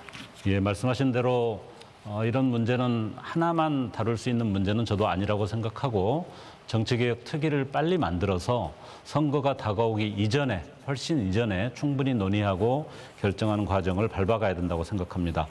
민병덕 의원께도 여쭙겠습니다. 제가 알기로 민병덕 의원께서는 국회 내에서 또 민주당 내에서도 국회의 다양성을 확립하고 소수 정당의 역할을 높이는데 누구보다도 기본적인 원칙을 가지고 애정을 많이 가지고 계신 의원님으로 알고 있습니다. 이런 이야기가 있었습니다. 싸우지 않는 상생 국회 측면에서 교섭단체 구성 요건을 완화하겠다. 양당의 극한 대립의 완화, 완충 역할이 커질 거라 기대한다. 이 말씀은 현재 민주당 수석 최고위원인 김민석 의원께서 총선 당시 총선 상황실장 자격으로 3월 27일 발표한 내용입니다. 국회 전반에 또 양당의 어떤 극한 대립을 좀 완화하는 방안으로서 교섭단체 요건 완화가 필요하다는 인식은 여전히 많은 공감대가 있다고 생각하는데 민병덕 의원님의 견해를 여쭙고 싶습니다. 네, 저는 지난 총선 때 비례대표 선거구제 관련해서 연동형과 병립형의 논쟁이 심할 때 저는 국회의 다양성이 중요하다라는 관점에서 연동형을 끝까지 주장하고 결국 우리 이재명 대표께서도 그 의견을 받아들여서 연동형을 채택한 기억이 있습니다. 저도 마찬가지고 이재명 대표도 마찬가지고 다원성이 중요하다는 것에 대해서는 동의하고 있습니다. 그리고 김민석 의원도 마찬가지고요. 문제는 이제 어느 정도의 요건이 적정한가에 관련해서는 좀 견해들의 차이들이 있는 것 같습니다. 저는 지금까지 우리 국회가 잘해왔기 때문에 지금 이거 논의할 필요가 없다. 이건 아닌 것 같고요. 저는 잘못해왔기 때문에 지금까지 굉장히 많은 비판들을 받아왔는데 이 다원성을 강화하는 방향으로 가는 것에 대해서는 동의하고 네. 그 구체적인 것과 관련해서는 빨리 공론화 기구들을 만들었으면 좋겠다는 생각이 들고 그걸 뿐만 아니라 추가적으로는 국회법에 있는 그런 절차들을 지키면서 하는 것들이 또 하나는 중요한 지점이다라는 말씀을 드립니다. 네, 감사합니다. 좀 더 전향적인 자세로 또 약속한 대로 깊이 있는 논의와 적극적인 선택을 요청드리겠습니다. 한 가지만 더 말씀드리겠습니다. 저는 협치를 통한 국회 정상화 방안 중에서 여러 가지 어려운 주제들도 있습니다만은 현실적으로 가능한 분야에서 공동의 성과를 만들어내는 그런 경험을 쌓아나가는 것이 참 중요하다고 생각하는데요. 그런 주제 중에 하나가 바로 국회 기후특위 구성을 여야 공동의 합의로 구성하는 것이라고 생각합니다. 이미 여야 모든 정당들이 여기에 대해서 공감대를 표했고 공동 기자회견을 통해서 필요성을 이야기도 했었습니다. 많은 분들이 다 느끼고 있습니다만은 기후 문제는 우리 앞에 현실입니다. 자연재난이나 농업 문제뿐만 아니라 우리 기업들의 수출과 직결된 산업 통상 이슈, 또 탄소 중립 실행 과정에서 발생하는 일자리 문제, 지역 경제 문제 모든 것들이 지금 우리의 삶과 직결돼 있는 시급한 민생 문제입니다. 그런데 이런 어려운 문제를 해결하는 데 있어서 정부 부처 한두 개나 또 상임위 논의로 충분치 않기 때문에 이런 문제를 좀 종합적이고 통합적으로 논의할 수 있는 특위가 필요하다. 이렇게 생각하고 조국혁신당은 당론으로 제일 먼저 이 특위를 촉구하는 결의안을 낸 바도 있습니다. 여기에 대해서 박수민 의원님께 특별히 여쭙고 싶습니다. 야당들은 다 공감이 돼 있는데 국민의힘도 김소희 의원이 발의를 하셨는데 동의하시고 어떤 계획이 있으신지 시간이 좀 짧습니다만 부탁드리겠습니다. 예, 기후, 인구, 연금 이것은 특위 문제로 투명하게 공론을 모아야 한다고 생각합니다. 저희도 그렇게 생각합니다. 네, 다음 주도권은 진보당의 윤종호 원내대표께 드리겠습니다. 우리 조국혁신당 우리 서항진 의원님께 질문 드리도록 하겠습니다. 우리 열가기 힘들 정도로 대한민국이 총체적 난국인데요. 어르대란과 고물가, 국민의 삶이 흔들리고 있지 않습니까? 윤 대통령은 권력을 사유화해서 최상병 특검을 거부했고 또 검찰 독재로 정적 제거의 칼날을 휘두르고 있습니다. 또 도이치모터스 주가 조작 사건, 명품백에 이어서 지난 총선 개입까지 끊임없이 김건희 여사의 구설수가 터져나오고 있는데 검찰은 면죄부만 주고 있는 것 같습니다. 오늘 또 이렇게 임기 단축 이런 이야기도 나왔었고요. 또 국민들은 3년은 너무 길다 이렇게 정말 아우성입니다.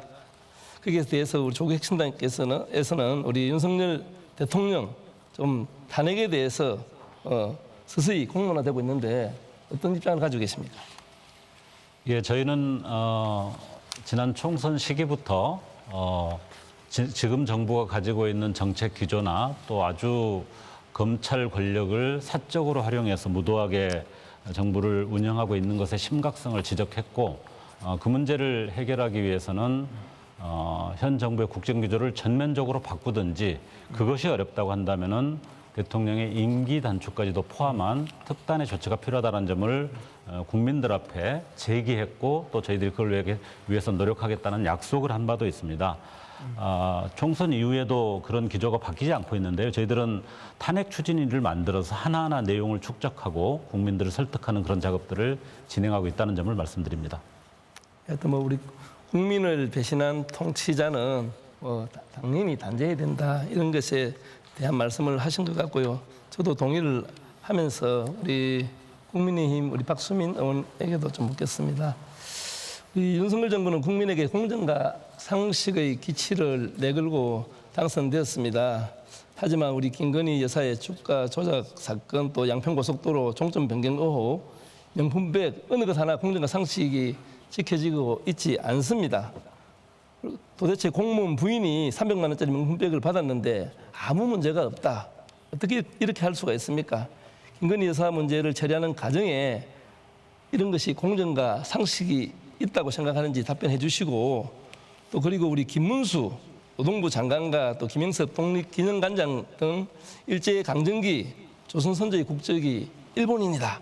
이렇게 한 분들 이런 발언에 대해서 국무총리는 적절히 하지 못했다고 이야기했고요. 또 외교부는 아예 틀렸다고 공식적인 입장을 강복해 보내왔습니다. 이렇게 지금 대한민국에 확립된 역사인식조차도 부정하고 있는 이런 분들 요직에 두고 있는데 협치를 할 수 있다고 생각하는지 두 가지에 대해서 답변해 주시기 바랍니다. 예, 저희가 협치를 하는 데 있어서 아주 정석의 방법이면서 또 아주 명확한 방법이 있습니다. 일을 하면 됩니다. 국민들의 일을 하면 됩니다. 기후의 문제, 연금의 문제, 주식시장의 문제, 약자 보호의 문제, 소상공인의 문제, 일을 하면 됩니다. 그런데 국회가 시작됐는데 일 얘기는 안 하고 계속 특검, 정쟁만 하니까 일이 자리를 차지할 곳이 없습니다. 저는 이 말씀을 꼭 당부드리고 싶고요. 저희가 부족한 부분 계속 성찰합니다. 그러나 동시에 일을 해야 된다는 말씀을 드리겠습니다. 아니, 공정과 상식적인지 제가 물어봤는데 딴 이야기를 하고 계셔가지고 답변이 너무 이렇게 부실한 것 같습니다.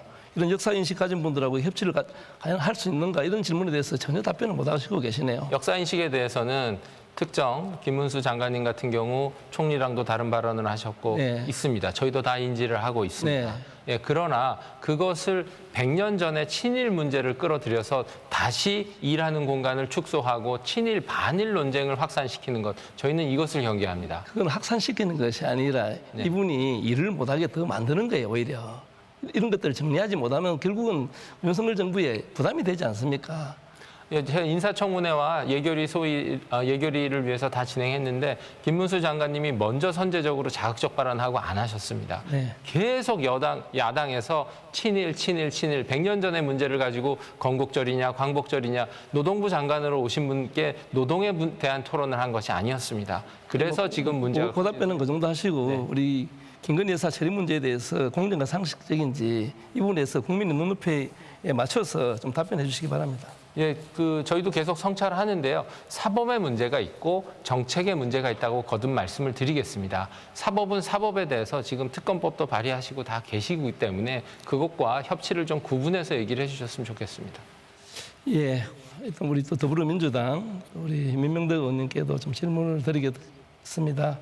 한국갤럽에서 우리 8월 27일, 28일 양일간에 여론조사를 했는데요. 대통령 직무수행 긍정평가가 23% 정도 나왔습니다. 완전 민심을 잃었다고 볼 수가 있는데요. 지난 국정 운영을 본다면 눈 떠보니 어느 날 후진국이 되었다 이렇게 평가할 수 있는데요. 이번 추석에는 또 절대 아프지 마세요 하는 게 좀 인사가 됐을 정도로 지금 우리 국민들이 많이 걱정을 하고 있습니다. 이렇게 우리 국민들의 생명이 경시되고 또 민주주의가 후퇴하고 또 역사가 왜곡되고 한반도는 전쟁 위기로 몰아넣고 민생은 파탄나고 국민들은 죽겠다고 아우성이지 않습니까?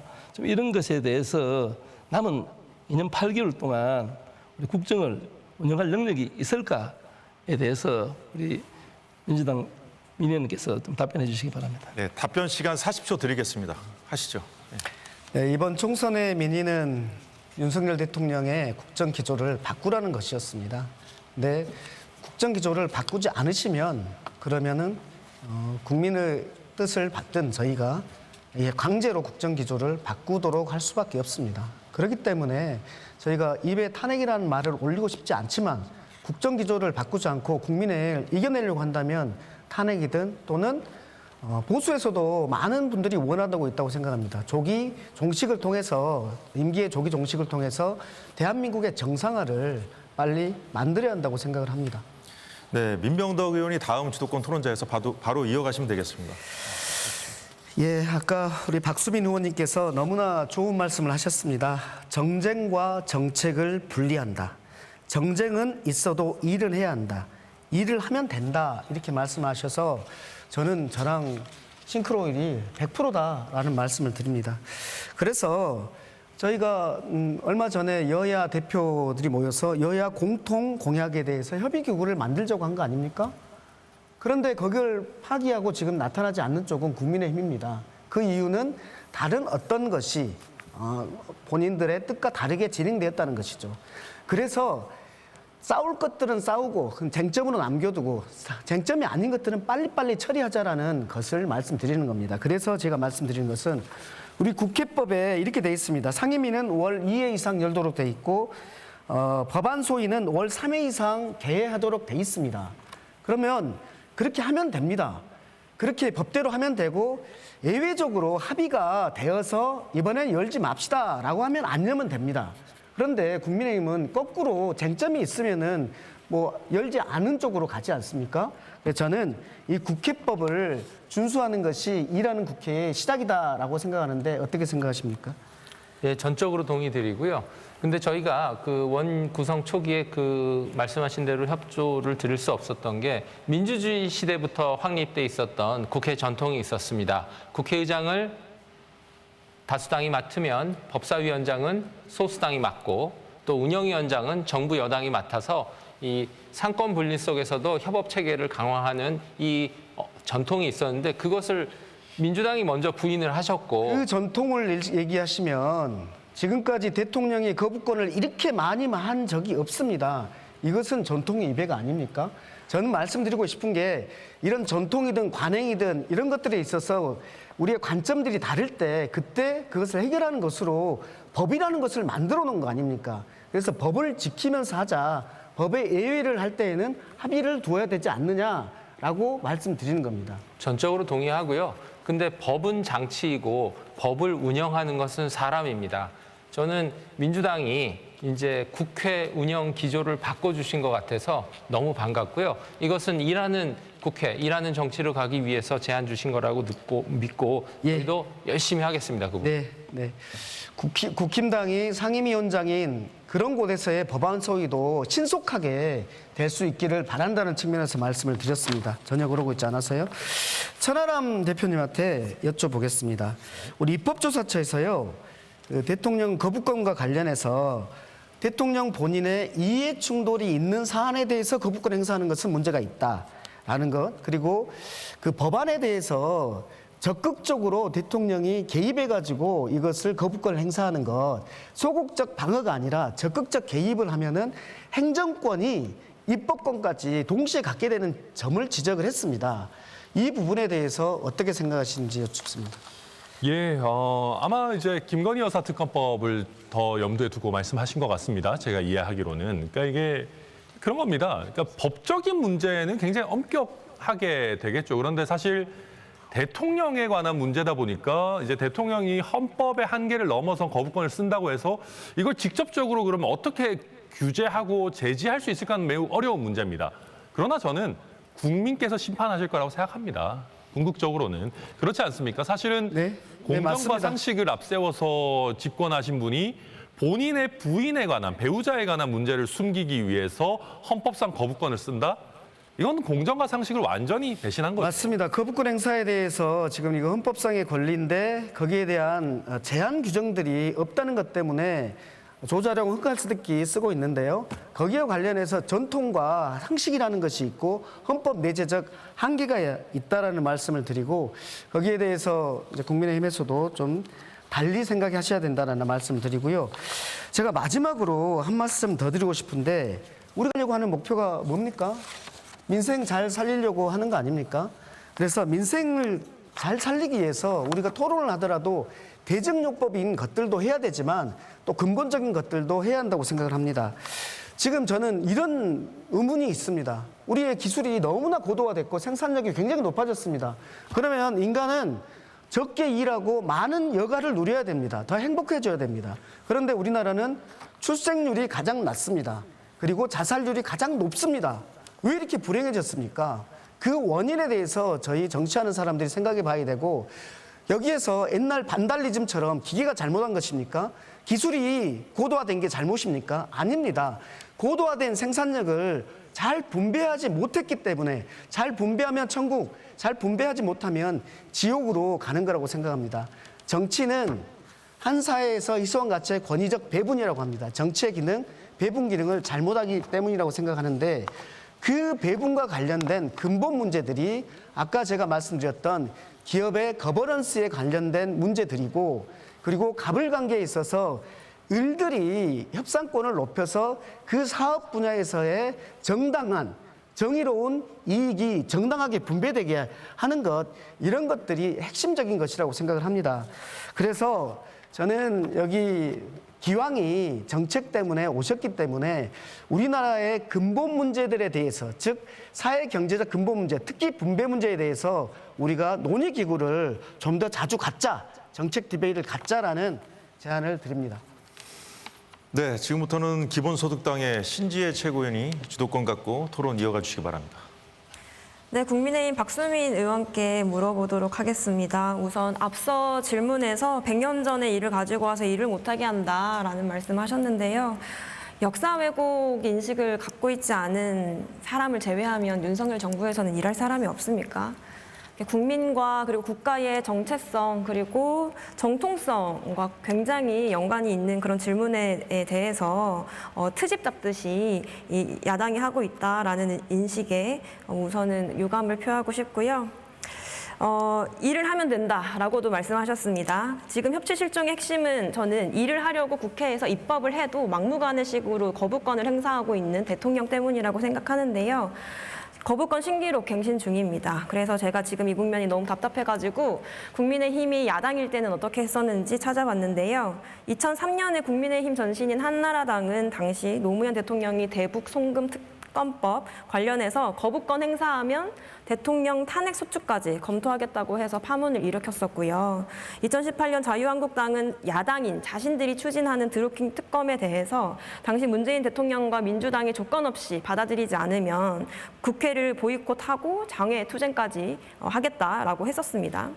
다른 당이 집권했을 때는 거부권 쓰면 안 되고 자당이 집권해서는 거부권 쓰는 게 당연한 것처럼 굴면서 국민이 자신의 대표로 선출한 국회의 권한을 대통령이 지금 무참히 짓밟고 있는데요. 윤 대통령의 이런 국정운영 기조에 전혀 문제가 없다고 지금도 그렇게 생각하십니까? 예, 거부권의 문제는 횟수보다는 논리의 문제로 토론하는 것이 국민께 대한 도리라고 생각합니다. 양곡관리법이 왜 거부되었는지, 25만 원 상품권 13조 원 지급법이 왜 거부되었는지, 특검법이 왜 거부되었는지, 거부의 논리가 더 국민들을 위한 저희의 도리인 것 같고요. 횟수만 가지고 얘기하는 것에는 조금 동의하기가 어렵다는 점 말씀드립니다. 어떤 법이 어떻게 거부되어서 국민들께 우리 국가의 발전에 저해가 되고 진행이 안 되는 것인지 그런 것들이 논의됐으면 좋겠다는 생각입니다. 거부의 논리 말씀하시는데 이 거부의 논리를 그러면 야당과 대통령 사이에서 여당이 잘 중재하고 조정하는 역할들을 했었어야 된다고 저는 생각하는데요. 사실 여당이 대통령 눈치 보기 급급해서 여당의 존재 의미를 찾을 수가 없다는 것이 지금 협치 실종의 원인이기도 하다라는 사실을 지적하고 싶습니다. 네, 다음 질문은 개혁신당 천하람 의원께 여쭙도록 하겠습니다. 저도 거부권 관련한 이야기 마저 할 건데요. 헌법에 대통령 제1요구권이 있는 이유는 행정부와 입법 권한이 있는 국회가 서로 견제하면서 협치하라는 겁니다. 의회가 의결한 법률안을 거부하는 제도를 최초로 도입했었던 영국이나 이후에 영국으로부터 독립했었던 미국에서도 이 절대적인 거부권은 부패와 독재로 연결될 수밖에 없다라고 생각해서 조건부 거부권이 생겨난 건데요. 근데 미국과 대한민국의 정부는 권한을 갖고 있는 정도가 굉장히 다릅니다. 합니다. 미국과 달리 대한민국에서는 윤석열 정권이 보여주듯이 시행령을 꼼수로 고쳐서 통치하기도 하고요. 그리고 예산 편성은 오로지 정부의 권한이고 국회의 권한은 극히 제한적입니다. 이렇게 대통령에게 권한이 좀 과도하게 집중되어 있는데 대통령 입맛에 맞게 거부권까지 행사를 하고 있으니 이 아나무인 정부가 탄생하면 국민의 안전, 생명, 민생 모두 좀 위험에 빠질 수 있다라는 것들을 지금 국민이 온몸으로 체감하고 있다고 보는데요. 기본소득당은 오래 전부터 명백한 위헌적 법률에 대해서만 대통령이 거부권 행사해야 되고 특히나 가족이나 측근 수호를 위한 사적 행사는 절대 거부권 행사할 수 없도록 제한하는 개헌이 필요하다고 말씀드렸어요. 제가 알기로는 개혁신당에서도 대통령 권한 축소와 관련한 개헌은 필요하다라는 입장인 걸로 알고 있는데 그중에서도 거부권 제한과 관련된 내용은 본 적이 없어서요. 어떤 입장이신지 말씀해 주시면 감사하겠습니다. 네, 근데 이거는 뭐 되게 잘해야 될 겁니다. 왜냐하면 명백히 위헌인 사안에 대해서만 할 수 있다라고 해도 내가 봤을 땐 이거 명백히 위헌인데? 라고 하면서 또 해석론을 펼치면서 또 뭐 거부권 쓰고 그럴 거예요. 사실은 그래서 뭐 말씀하신 것처럼 이해상충 부분에 대해서는 조금 깔끔하게 정리해서 개헌할 때 논의하는 것 정도는 저는 필요하다라고 보는데 해석론을 붙여가지고 해결될 수 있는 문제인지는 잘 모르겠습니다. 죄송합니다. 우선 여기에 대해서 이제 사실 잘 말씀해 주셨는데 이게 비토, 그러니까 대통령의 거부권이라는 거는 이미 민주주의 역사가 긴 영국이나 미국 같은 데서도 아마 미국이죠, 특히 굉장히 무거운 절차입니다. 네, 죄송합니다. 네네네. 시간이 죄송합니다. 예, 예. 공감은 하지만 이 명백한 위헌이 아닌 것에 대해서 거부권을 행사했을 경우에 대통령이 책임질 수 있게 하는 좀 기재가 필요할 거라고 생각을 하고요. 어쨌든 제왕적 대통령제를 악용하고 있는 이 정부의 현실을 바꾸지 않는다면 협치가 좀 시작되기 어려운 상황에 놓여져 있다라고 말씀드리겠습니다. 마지막으로 제가 민주당의 민병덕 의원께 좀 질문을 드리고 싶은데요. 협치의 원칙과 국회의 존재 의미와 관련된 이야기이기도 합니다. 민주진보 진영에서는 조세에 관한 가장 원론적인 입장이 소득 있는 곳에 세금이 있다라는 원칙이 일관되게 그리고 공정하게 지켜져야 한다라고 말씀드려 왔었는데요. 지금 금융투자소득세에 관련해서 내년 시행을 앞두고 유지부터 폐지까지 다양한 이야기들이 나오고 있습니다. 협치는 국민과 민생을 위해 원칙을 가지고 개혁하는 방향이어야 하는데 퇴행하는 야합을 선택하시겠습니까? 예, 이제 시간 다 쓰셨는데 사실 제가 임의로 그 답변 시간을 드릴 수가 없거든요. 예, 그렇기 때문에 상대방의 질문을 하실 때는 그 답변 시간 최소 40초 이상 드리라고 했기 때문에 그 감안해서 질문을 해주시길 다시 한번 당부드리겠습니다. 다음 주도권 토론자는 국민의힘의 박수민 의원입니다. 시작해 주시죠.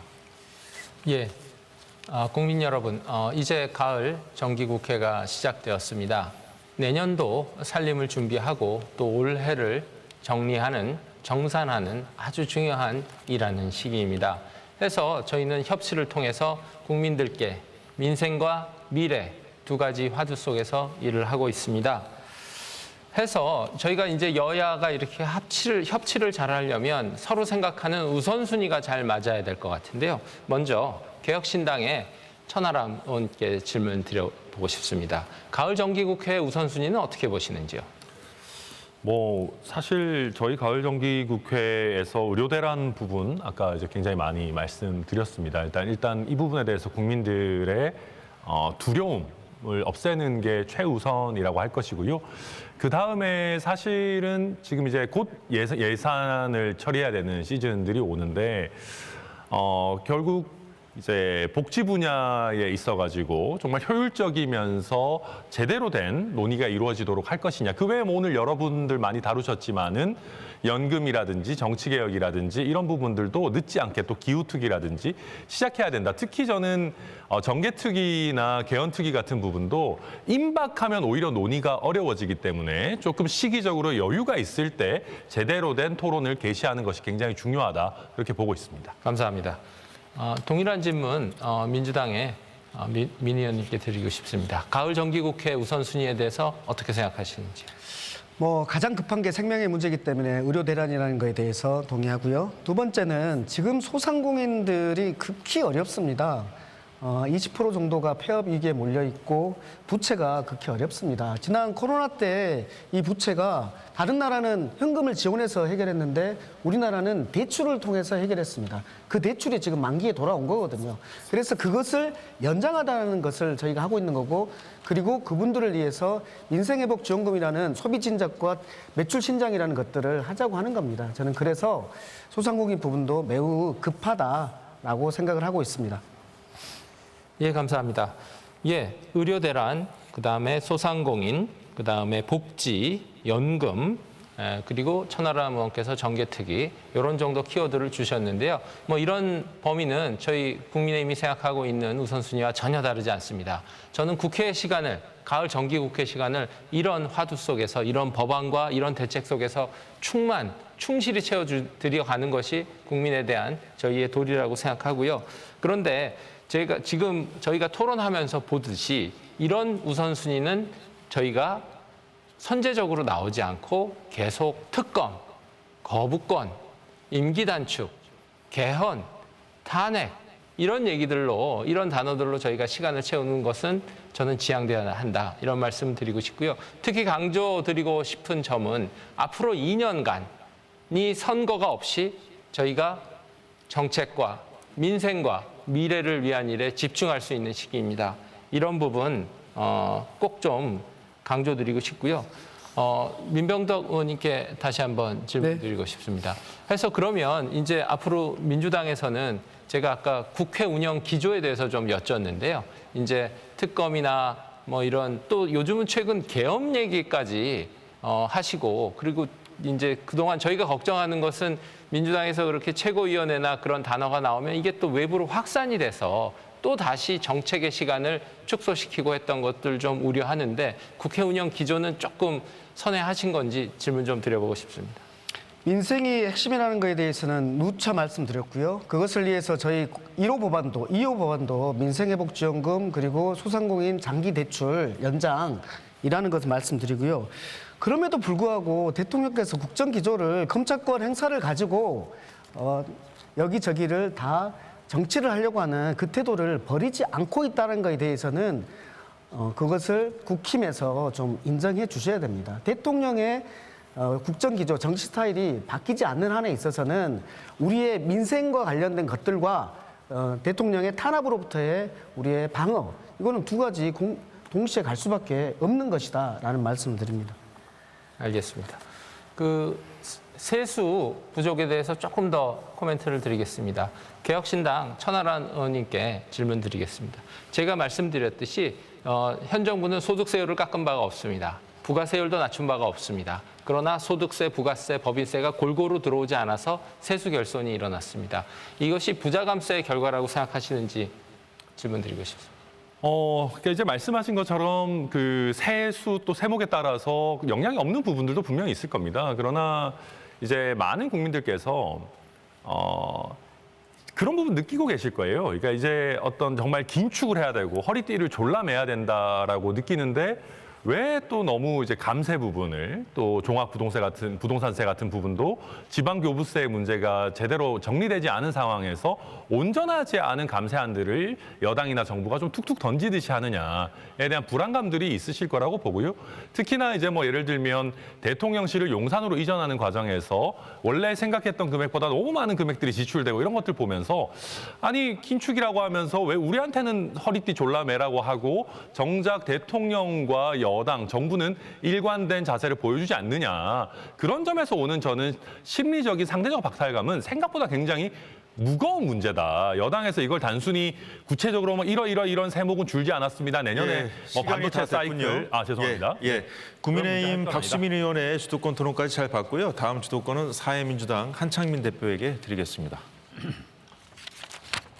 네, 국회 정상화, 협치 이야기를 하고 있습니다. 근데 협치의 대상이 누구고 협치를 하는 이유가 무엇인지를 따져봐야 됩니다. 지금 국회에서 정상화하면서 협치를 왜 합니까? 국민들이 위기에 빠져 있는 지금의 상황을 개선하기 위해서 하는 겁니다. 여야 국회의원들 만나가지고 그냥 회의실에서 이야기 저 이야기 하면서 해결될 문제 아닙니다. 지금 가장 어려운 민생구에 시달리는 국민들의 현장을 가보십시오. 굉장히 아니란 말장난으로 느끼지 않겠습니까? 그런 부분에서 저는 왜 협치가 필요한지 그냥 정치적 의미로서 이야기하는 것을 넘어서는 협치의 이야기가 돼야 된다고 생각합니다. 그런 면에서 제가 그리고 야당이 이야기했던 윤석열 정부에 대한 정확한 평가, 거기에 대한 정확한 국민들의 인식을 국회에서 담아내는 거, 이것 없이 어떻게 협치가 가능하겠습니까? 지금 박수민 의원님께서 정쟁과 정책을 좀 구분하자 얘기하는데 정책 토론을 하고 정책에 대해서 협의를 하고 있는 것을 정쟁으로 몰아가는 게 야당입니까? 대통령입니까? 100년 전 이야기를 꺼낸 게 야당의 발목 잡기라고 하는데 100년 전에 친일 문제를 끌고 오고 뉴라이트를 임명시키는 게 대통령입니까? 아니면 야당입니까? 왜 이것을 국민을 눈속임하게 하는 거예요?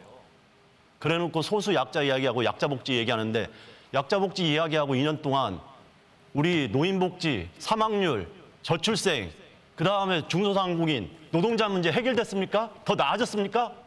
다 기만이라는 겁니다. 그래서 분노할 수밖에 없는 거고요. 저는 이 부분에서 우리 국회의원들이 철저하게 민심의 현장으로 가서 제대로 된 목소리를 들어야지 협치의 내용과 방향이 결정될 수 있다. 이 이야기를 전제를 깔고 말씀을 드리겠습니다. 조국혁신당 서왕진 의원님께 말씀드리겠습니다. 아까 국회의 다양성을 이야기했고 협치를 하기 위해서는 국민의 민심이 국회에 제대로 반영될 수 있도록 지금의 총선 결과가 국회의 형태라고 하면은 다양성이 존중되는 국회를 위해서 정치개혁이 필요하다 말씀하셨습니다. 그리고 국회법에 제한되어 있는 원내교섭단체의 장벽도 낮추는 이야기 하셨습니다. 저도 그 부분에 대해서는 동의를 하고요. 다만 이 부분이 잘못 비치면은 정당 간의 이해관계로 비칠 수 있습니다. 그래서 좀 아쉬운 부분이 있고요.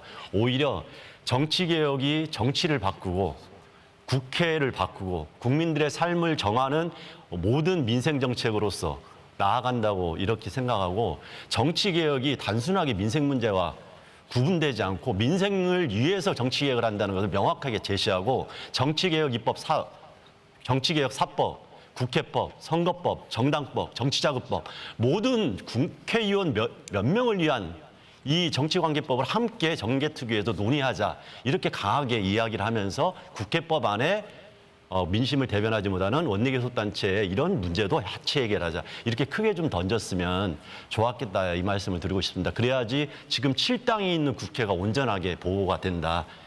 이런 의견인데 그 부분에 대해서 어떻게 생각하십니까? 예, 100% 공감합니다. 저희들 취지도 마찬가지고요. 여러 가지 민생 과제들을 이야기합니다마는 그 과제가 지금 제도나 정책이 없어서 안 되는 것이 아니라 정치가 그것을 이끌어가지 못하기 때문이라고 생각합니다. 그리고 정치가 그것을 이끌어가지 못하는 이유가 바로 현재 우리 정치 구조 속에서 꽉 막혀 있는 주로 거대 양당 중심의 진영 갈등 때문이라고 생각하는데요. 좀 더 다양하게 국민들의 어떤 관심과 요구가 받아들여지는 구조가 만들어져야 되고 그걸 통해서 정치가 활성화되고 정상화될 때 민생도 제대로 살아날 수 있다. 저희들은 그렇게 믿고 있습니다. 네. 저희는 이제 협치를 할 때 아까 제가 방향과 내용이 중요하다고 했는데 그러면은 저는 협치가 그냥 단순하게 대상들이 모여가지고 여야 그냥 모여가지고 뭘 하자 이런 게 아니라 정확한 의제별로 협치가 이루어져야 된다고 생각합니다. 민생에 이제 현실적으로 나와 있던 소상공인의 문제를 해결하기 위한 논의 테이블을 만들어야 되고요. 기후위기에 대해서 저희가 계속 주장했던 기후위기 특위를 상설화하고 실질화해야 되고요. 그다음에 저출생과 지역 소멸에 대해서도 관련된 특위가 이루어져서 심도 깊게 논의를 해야 됩니다. 그리고 노동 문제나 중소상공인 문제도 그렇게 진행이 돼야지 성과가 일부라도 있지 그냥 여야정 아니면 거대 양당 모여가지고 머리 맞대고 대표들 얘기합시다 이런 식으로 하는 거 이제 끝내야 된다고 생각합니다. 그래서 의제별 협치를 우리가 중심으로 고민했으면 좋겠다 말씀을 드리는데 이에 대해서 혹시 그래도 가장 크게 영향을 가지고 윤석열 정부가 맞서고 민생 문제를 해결하기 위해서 고민하는 민주당의 이제 민병덕 의원님께 의견을 드리고 싶습니다. 동의합니다. 동의합니다. 너무 동의를 빨리 해주셔서 네. 이런 부분으로 야당과 더구나 이제 국민의힘도 좀 동의를 해줬으면 좋겠는데 여기에 대해서 또 추가적으로 말씀드리면 네네 말씀하십시오. 의제별 토론을 하자라는 것에 대해서 너무나 동의합니다. 이 의제를 가지고 얘기하는데 다른 의제 때문에 이 의제를 안 한다. 그렇죠. 이런 것들 좀 안 했으면 좋겠습니다. 이것이 쟁점은 쟁점대로, 쟁점 없는 것들은 쟁점 없는 것대로 처리하자는 겁니다. 그 쟁점은 이 쟁점에서 합의된 것은 그대로 두고 이후의 쟁점은 또 이후에 하는 것으로 이렇게 정확한 방식으로 토론을 하면 우리는 이겨낼 수 있다. 이 토론의 모습을 국민들에게 보여주면 조금 더 강제력을 가질 수 있다라고 봅니다. 네, 고맙습니다. 네, 끝으로 개혁신당 천하람 원내대표가 주도권 토론 이어가 주시기 바랍니다. 네, 저 박수민 의원님하고 짧게 한번 해보겠습니다.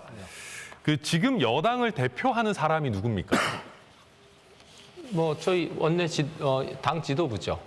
구체적으로 누구죠? 예, 한동훈 당대표, 또 원내는 추경호 원내대표 이렇게 해서 지도부. 근데 제가 재밌는 걸 보니까 네. 한동훈 대표는 2025년 정원도 열어놓고 얘기할 수 있다 그러는데 네네. 한동훈 뭐 2025년도 열어놓을 수 있어 하는데 다음 바로 뒷기사 보면 국민의힘 2025년 정원은 손 못 대. 뭐 이런 식으로 기사가 나오더라고요. 네네네네. 누가 국민의힘을 대표하는 겁니까? 예, 그 부분 좀 혼란스러운 기사가 혼선적인 기사 나간 건 저희도 인지하고 있고요. 그런데 이제 그동안 의료 개혁을 이렇게 끌어온 또 정부와 또 여당이 있고 최근에 또 저희 이제 당대표는 최근에 선출이 되시지 않았습니까? 7월 말에 해서 또 새로운 기조를 잡아가고 저희가 그렇게 좀 융합해가는 과정인데 중요한 것은 지금 워낙 응급하기 때문에 또 언론도 또 일제히 취재를 들어오다 보니까 그걸 저희가 다 일일이 정리하기 좀 어려웠다 이런 말씀. 그럴 수 있죠. 근데 이제 그러면 바깥에서 봤을 때 혼란스럽지 않을까요? 대단히 저희도 죄송하고 송구합니다. 그러면 지금 보면 그 국민의힘에 계시는 뭐 김재원 최고위원이나 이런 분들이 보니까 무슨 당정 갈등 이런 표현을 쓰지 말아달라. 네네. 당은 정부랑 갈등 없다. 네. 한정 갈등이다. 뭐 한동훈 대표와 대통령만 갈등이 있을 뿐이다. 네네. 개인 의견일 뿐이다. 이런 네. 얘기 하는데 네. 한동훈 대표가 당을 제대로 장악하고 계십니까? 그 장악이라는 표현이 좀 어폐가 있는 거고요. 당을 제대로 대표하고 계십니까? 당연합니다. 예, 민주주의 정당이라는 것은 다양한 토론 속에서 있는 것이고 아마 김재원 최고위원께서 조금 재밌는 표현을 쓰신 건데 네. 그것이 저희 당론 아닙니다. 그러면 한동훈 대표 본인이 원하는 법안이 있으면 의원들 설득해서 충분히 발의할 수 있을 정도의 역량 갖고 계십니까? 당연합니다. 그건 논리의 문제고 네. 저희 국민의힘은 민주주의 정당입니다. 당원이 제시한 법안도 논리가 맞고 토론을 거치면은 발의됩니다. 그러면 한동훈 대표께서 국민 앞에 처음으로 약속한 네. 그게 최상병 특검법의 발의잖아요. 네네. 한동훈 대표께서 그걸 당론으로 채택하겠다고 약속하신 적 없고 압도적으로 뭐 하겠다 말씀하신 적 없어요. 발의 정도는 약속을 지키실 수 있는 상황인 것 같은데 왜 발의를 못 하고 계시죠? 예, 그 부분 이제 저희 그 내에서도 많은 토론들을 합니다만은 지금 오늘 토론에서도 보듯이 진실 규명에 대해서 저희 역시 진심입니다. 그러나 탄핵, 대통령 임기 단축, 개헌, 민주주의는 절차고 헌법입니다. 헌법상에 보장돼서 앞으로 2년간 일할 수 있는 기간에 집중을 해야 되는데 모든 것들이 엮여 있기 때문에 신중할 수밖에 없다 보니다. 그런데 의원님 그 말씀은 네. 최상병 특검법이 통과돼서 특검이 정말로 가동이 되면 대통령 탄핵이 되고 임기 단축이 되고 중간에 쫓겨난다라는 의미입니까? 그렇지 않습니다. 특검법을 보시면 많은 독소 조항들이 있습니다.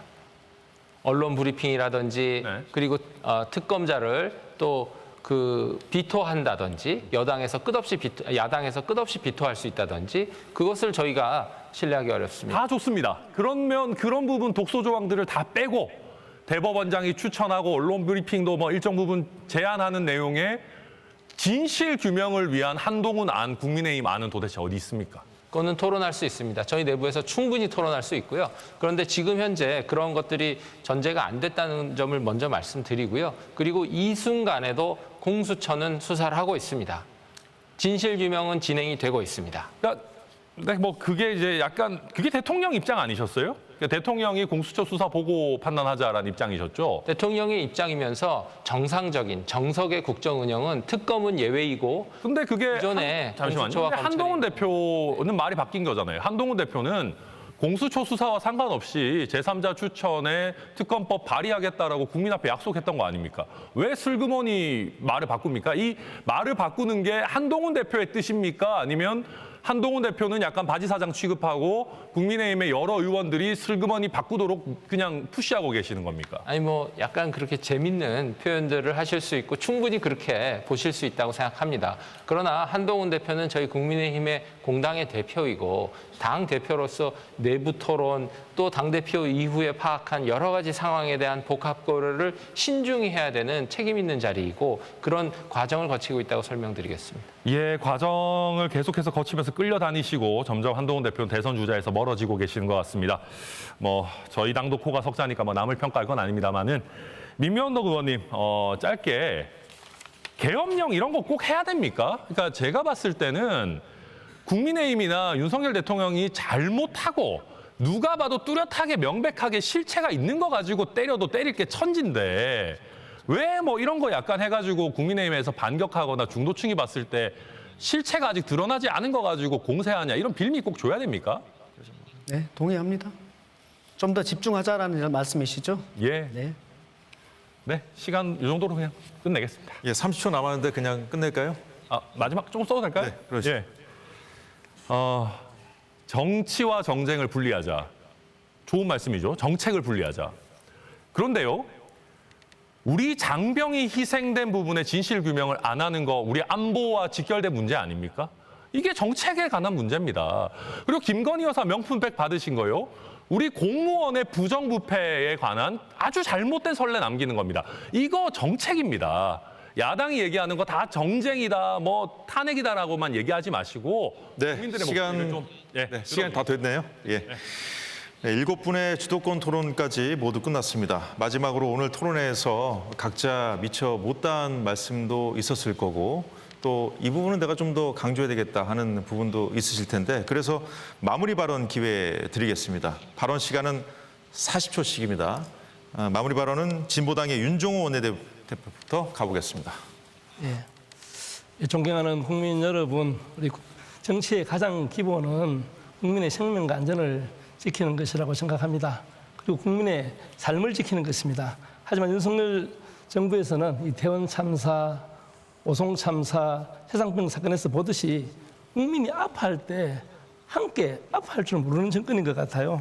그래서 대책 없는 어로대란과 민생 파탄에 국민들은 절망하고 있습니다. 그래서 우리 진보당은 우리 윤석열 탄핵의 선두에 서고자 나섰습니다. 뜻을 같이 하는 모든 세력들과 탄핵을 성사시키고 또 국민의 정치의 주인이 되도록 사회 대격을 이루는데 예, 발언 시간 다 쓰셨습니다. 다음 발언자는 더불어민주당의 민병덕 전 정책위 수석 부의장입니다. 예, 신재 최고께서 질문을 주셔서 간단히 답변 드리면 이 부분에 대해서 이미 합의했으니까 진행하자는 의견과 지금 증시의 체력이 약하니까 한번 미루자라는 의견이 있으면서 상법 개정, 즉 지배구조를 개선하는 것과 동시에 하자 아니면은 먼저 상법 개정과 같은 지배구조를 개선하고 그리고 미루어서 하자 이런 견해들이 나뉘고 있고 여기에 대해서 저희는 정책 디베이트를 24일 날 공개 토론을 한다는 말씀을 드리고요. 오늘 잘 보셨는지 모르겠습니다만은 국정 기조가 바뀌지 않는 한에 있어서의 우리의 민생과 협치가 어렵습니다. 엄청난 권력 남용이 있고 자기만 옳다는 대통령 하에서 협치가 어렵다는 말씀을 드리고 예, 시간 다 쓰셨고요. 기본소득당 신지혜 최고위원 마무리 발언 들어보겠습니다. 네, 3년 연속 실질 임금이 줄어드는 유례 없는 민생 위기를 경험하고 있습니다. 얼어붙은 대한민국 경제 상황에서 전 국민 25만 원 지원금이 민생 위기에 숨통을 틔워줄 확실한 대안입니다. 먹고 사는데 소득만큼 중요한 것 또 있습니다. 바로 인간으로서 존중받는 겁니다. 그런데 윤석열 대통령은 일터와 일상에서 국민의 권리를 지켜줄 마지막 보루인 국가인권위원회에 반인권 인사를 위원장으로 앉혔습니다. 민생 위기에 더해 인권마저 퇴행시키는 윤석열 정부에게 어떤 국민이 희망을 품을 수 있겠습니까? 기본소득당은 국민 모두 존엄하게 살아갈 수 있는 진정한 민생 정치 하겠습니다. 감사합니다. 네. 다음 국민의힘 박수민 국회의원 말씀하시죠. 예, 국민 여러분. 앞으로 2년간 선거가 없는 일하는 기간입니다. 저희 국민의힘은 민생 그리고 미래 라는 두 가지 목표를 향해서 묵묵히 걷겠습니다. 이커머스 생태계의 문제, 소상공인의 문제, 의료개혁의 문제, 약자복지의 문제, 또 주식시장의 문제에 집중하겠습니다. 지방소멸, 인구, 기후, 연금, 역대에 걸쳐서 해결되지 않았던 구조적인 문제에 대해서도 집중하고 묵묵히 걷겠습니다. 최선 다하겠습니다. 감사합니다. 예, 다음은 사회민주당의 한창민 대표 말씀하시죠. 네, 국민 여러분, 20년 전 기억을 한번 되돌려 보십시오. 두근거리게 했던 슬로건입니다.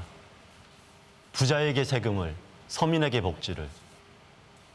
그런데 20년이 지났는데 여전히 대한민국은 그대로입니다. 불평등 커지고 부자들은 돈이 남아드는데 서민들은 아직도 주머니에 돈 100만 원이 없어가지고 목숨을 끊는 게 대한민국입니다. 이 불평등 바꿔내야 됩니다. 그리고 이 불평등을 바꾸기 위해서는 세금과 조세 재정의 원칙을 바꿔야 됩니다. 우리 국민들을 지키기 위해서 나라가 존재하는 것이지 윤석열과 검찰과 김건희를 위해서 그 대한민국이 존재하는 거 아니라는 거 함께 바꿔나갑시다. 네, 다음은 개혁신당 천하람 원내대표입니다. 말씀하시죠. 네, 개혁신당의 천하람입니다.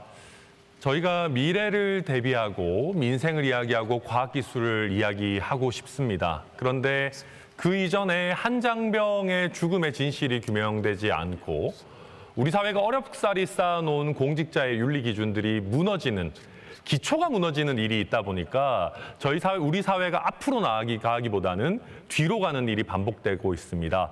저희 개혁신당이야말로 이런 터무니없는 일들을 조속하게 바로잡고 우리 사회가 조금 더 앞으로, 특히 우리의 미래 세대, 젊은 세대들이 희망을 가질 수 있는 그런 세상을 저희 개혁신당이 만들겠습니다. 예, 끝으로 조국혁신당의 서왕진 정책위 의장 말씀 듣겠습니다. 민생이 벼랑 끝입니다. 모두가 윤석열, 김건희 통치 체제와 국정 기조가 근본적으로 바뀌어야 한다고 입을 모읍니다. 그러나 윤석열 대통령은 정반대로 가고 있습니다. 조국혁신당은 당내에 탄핵 추진위를 구성했습니다. 탄핵 사유는 차고 넘칩니다. 하나하나 정리하고 맨 앞에서 국민과 함께 뚜벅뚜벅 걸어 나가겠습니다. 조국혁신당이 제 역할을 할 수 있도록 관심 가져주시고 지원을 부탁드리겠습니다. 감사합니다. 예, 이렇게 해서 7분의 마무리 발언까지 모두 들었습니다. 각 당의 최우선 민생 정책과 국회 정상화 방안에 대한 의견, 시청자 여러분은 어떻게 보셨습니까? 얼마 전에 열린 공식적인 여야 대표회담이 무려 11년 만이라고 하죠. 서로의 생각이나 방향은 달라도 국민의 삶과 미래를 걱정하는 마음만큼은 여야 모두 잊어서는 안 되겠죠. 모쪼록 오늘처럼 우리 정치권도 만나서 대화하고 토론하면서 서로 이해하는 자리가 많아지길 바랍니다. 오늘 열띤 토론 벌여주신 7분 수고 많으셨고요. 수고하셨습니다. 네, 함께 해주신 시청자 여러분께도 감사 인사드리겠습니다. 중앙선거방송토론위원회는 오는 11월 제2차 정책토론회도 개최할 예정입니다. 다음 토론회도 시청자 여러분의 관심과 시청을 바라면서 2024년 제1차 정책토론회 여기서 모두 마치겠습니다. 여러분 고맙습니다.